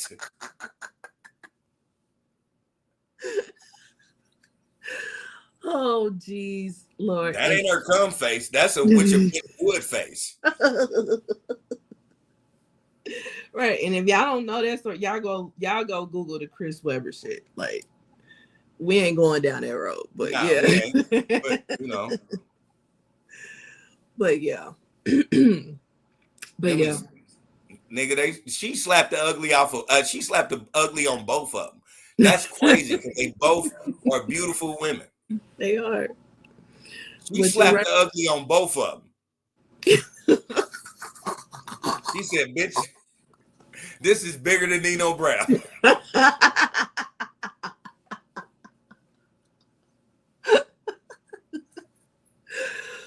Oh, jeez. Oh, Like, even look at her eyes. Her whole life is like, what the fuck just happened? And one moment, she turned. She turned into somebody that she didn't even know she was anymore. Right. It's unrecognizable. Look at the person that got slapped, and then look at the person on the other side. That ain't the same person. She slapped the clarity into that bitch to let her know that she will never do this again. Right. She said, bitch, I will turn you into a regular person. Bitch, I will turn you into somebody that I don't know. Right. And you don't know either. Like, you will not she slapped her so hard, she's never gonna recognize that's what she looked like. I cannot believe somebody had caught this still. And everybody has been posting this fucking picture. Like, and then somebody was like, you did all this all season just to be turned into a meme. And I'm like, yeah. She did all that just to turn into Rocky and Drago. That's what it like. You got hit with a Drago punch. Man. If he dies, he dies. If he dies, he dies. Rocky said it. That man punched me. When he hit me so hard, it's things on my body that will never get healed. Right. It's things on my body that will never get healed. Right. Things that wouldn't even touch directly. Man. Right. Right. So, my God. I'm glad you brought, because that is great. To slap the ugly on both of y'all has to be something that I will never underestimate Jackie again. And that should be a call to every woman on Basketball Wives. You don't want to get the ugly slapped into you. No. She did that shit to her daughter. So what the fuck you think she about to do to y'all? Dude. Like, let's just keep that a bean. What the fuck you think she about to do to y'all? She turned that bitch into a man in a dress.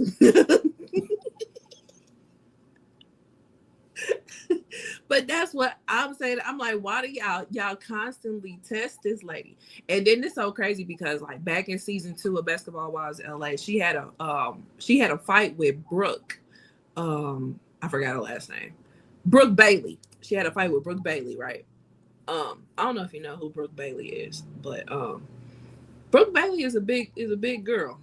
But when they had this fight, they did not show it on TV. And they showed all the way up to, and then they showed the aftermath. The aftermath, like, wigs were rearranged, right? And so it's been this whole thing that y'all need to show us this fight. We don't know who won, blah, blah, blah, blah, right? After seeing what she did to Chantel, I was like, she won. She won that fight with Brooke. I don't give a damn what nobody says. She won that fight. When did this fight happen? This fight happened season 2 of Basketball Wives LA. Season 2, which was what, 12 years ago? Probably so, yeah. 12 years ago, she beat the dog shit out that big ass bitch. Yeah. That again, because she big, she probably had some. She probably ducked and dodged. You know what I'm saying, or took a couple of them. But no, if she can do somebody that she loves like this, imagine what she gonna do to somebody she don't like for real, for real. Again, right. I will just say this off the flip. She slapped the ugly into both of them. Yeah. Like, she looks like she looks like when they make movies about children in orphanages, she looks like the caregiver in an orphanage, and this fucking swing that she does. And her daughter literally looks like Tu Wong Fu. So she literally turned, and you know, for my community, for my because I don't want to disrespect y'all, but dude, she looks like somebody that you probably want to say, girl, let's get your makeup together. Man. And I'm gonna show you, Brooke. Let's see. And this is leaning off a push. Imagine if she fought, if she literally just lunged into it. Oh shoot! You gotta understand, this is coming off a push. So she came with the follow through. Yeah. Like if you niggas ain't never been in a fight before, this is after a push. So she reactionary did this while falling back. Right. And she slapped the ugly on her. Just imagine if she stepped forward and did that shit. She'd have turned that bitch into Shrek right then and there. She would have never recovered. Never. She would have never recovered if she would have just followed through with some shit. Right. That's what I'm saying. She still spared her ass, and she don't even realize she still spared. Because she knew that was like, she had that one split moment of you got me fucked up, and then she turned around and was like, "That's my daughter." That's who she fought. Yeah, that's Brooke. That's who she fought. And like I said, Brooke is a big girl.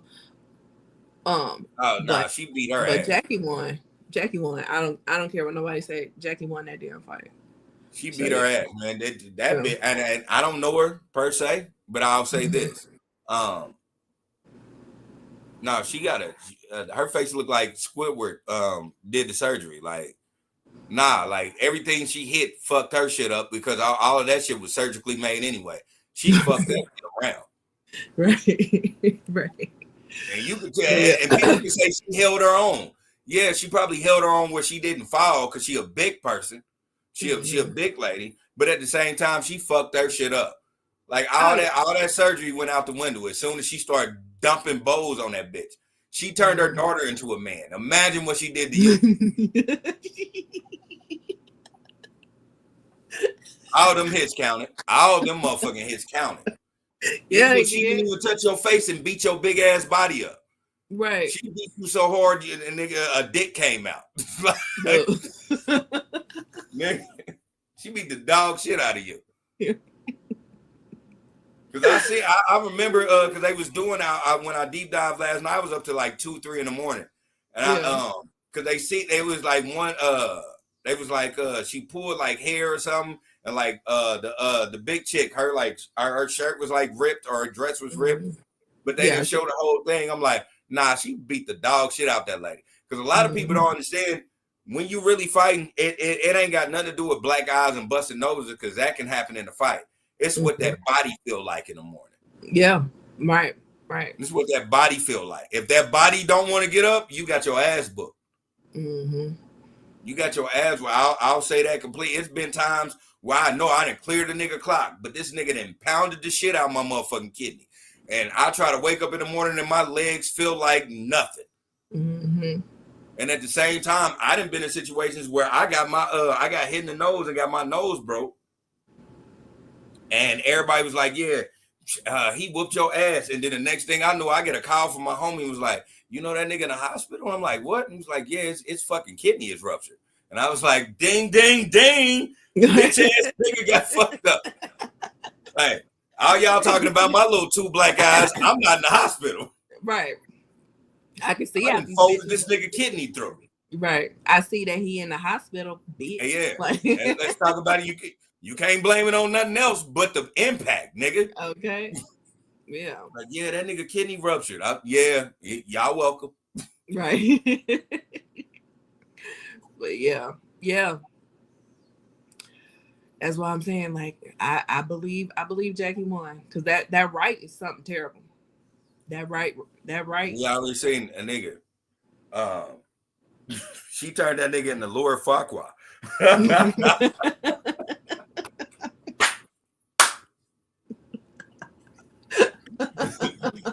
you know the Muffin Man? Yes, I know the Muffin Man.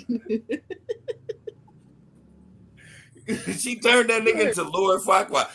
Right. Put them two up. They look like they could be related. Dude, it's crazy. It's crazy. And like I had showed because my mama watches it, but she was kind of behind. So I had showed her the clip. And I had told her what Chantel said about her daddy trying to leave or wanting to leave Jackie. My mama was like, Doug ain't leaving Jackie. Doug ain't leaving Jackie. Yeah, they going through some time right now. Yeah, like, yeah. All of this stuff on the interwebs was going on. Like I said, we don't got to bring that up no more. But they've been through a lot, and whatever's going on, a lot of it is hearsay. Like, please don't listen to the internet all the time about what's going on.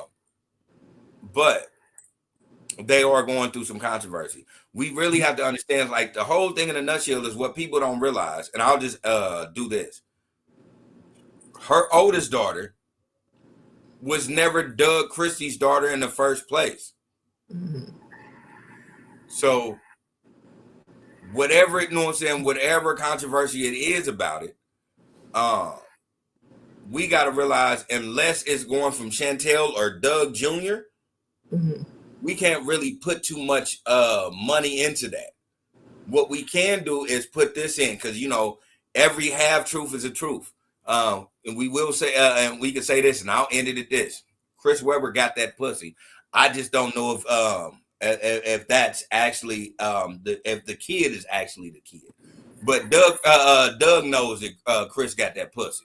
No, Takari has her own father. Like, this is like Jackie's like third marriage, I want to say. Yeah. So one of her ex-husbands is Takari's dad. And Takari says that she does have a relationship with her dad. So. No, I ain't saying the oldest daughter. I'm saying between Chantel and Doug Jr. Oh.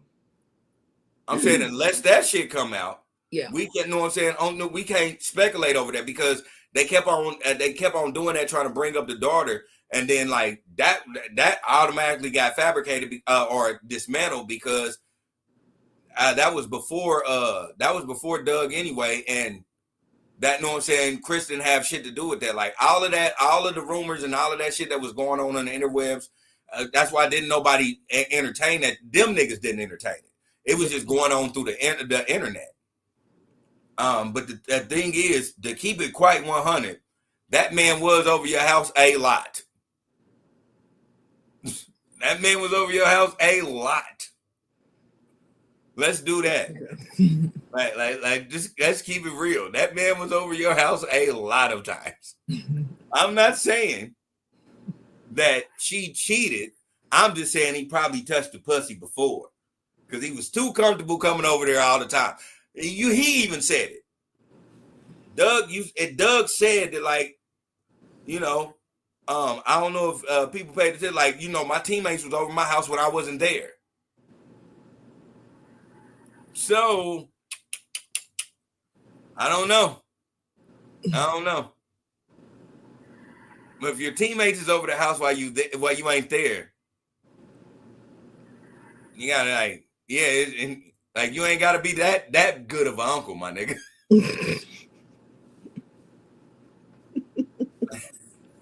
You ain't got him. I don't want to call my son and then be like, yeah, you know, Ron over here. Like, what the fuck? Like, why? Why you say he's gonna barbecue? Like, right. He got his own house to barbecue at. What the fuck are you doing, nigga? But y'all got propane. Mine is gas. I like propane. You don't like propane. You like pro pussy. That's all right, man. Like, I don't have any final thoughts. So, Jerry's final thoughts. Take it away. Cool. My Jerry's final thoughts are going to be very, very quick. But it's something I want y'all to really pay attention to. We have watched 3 people that the world loved, regardless of how you love them. They were loved, and they're gone. And it's going to be a lot of mourning, and it's going to be a lot of change that is going to happen because of the effects of their loss. And I want you to see that, and I want you to understand that none of us are guaranteed any type of time here.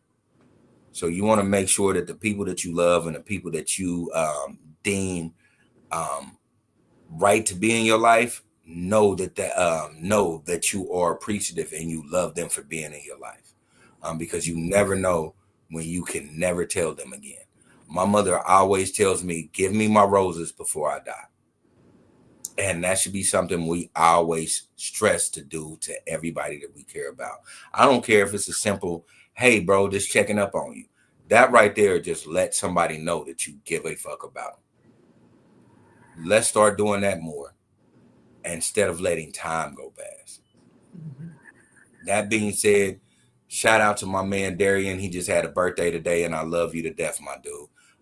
Anything happens, I always want everybody to know that everybody that is in my circle, I want to remain in my circle. And when it's time for you to be out of my circle, as far as how God deems, I want you to know that you are always respected and collected in my circle. And everybody should think that way. And as always, take care of yourself and others. Yeah. Thank you for that final thought. And also, shout out to my nephew TJ. He turned 17 Friday. Shout out to TJ. Yeah. Shout out to him. So this was episode 168 of the Ish We Talk, and we will see you guys for episode 169. Bye. Exactly.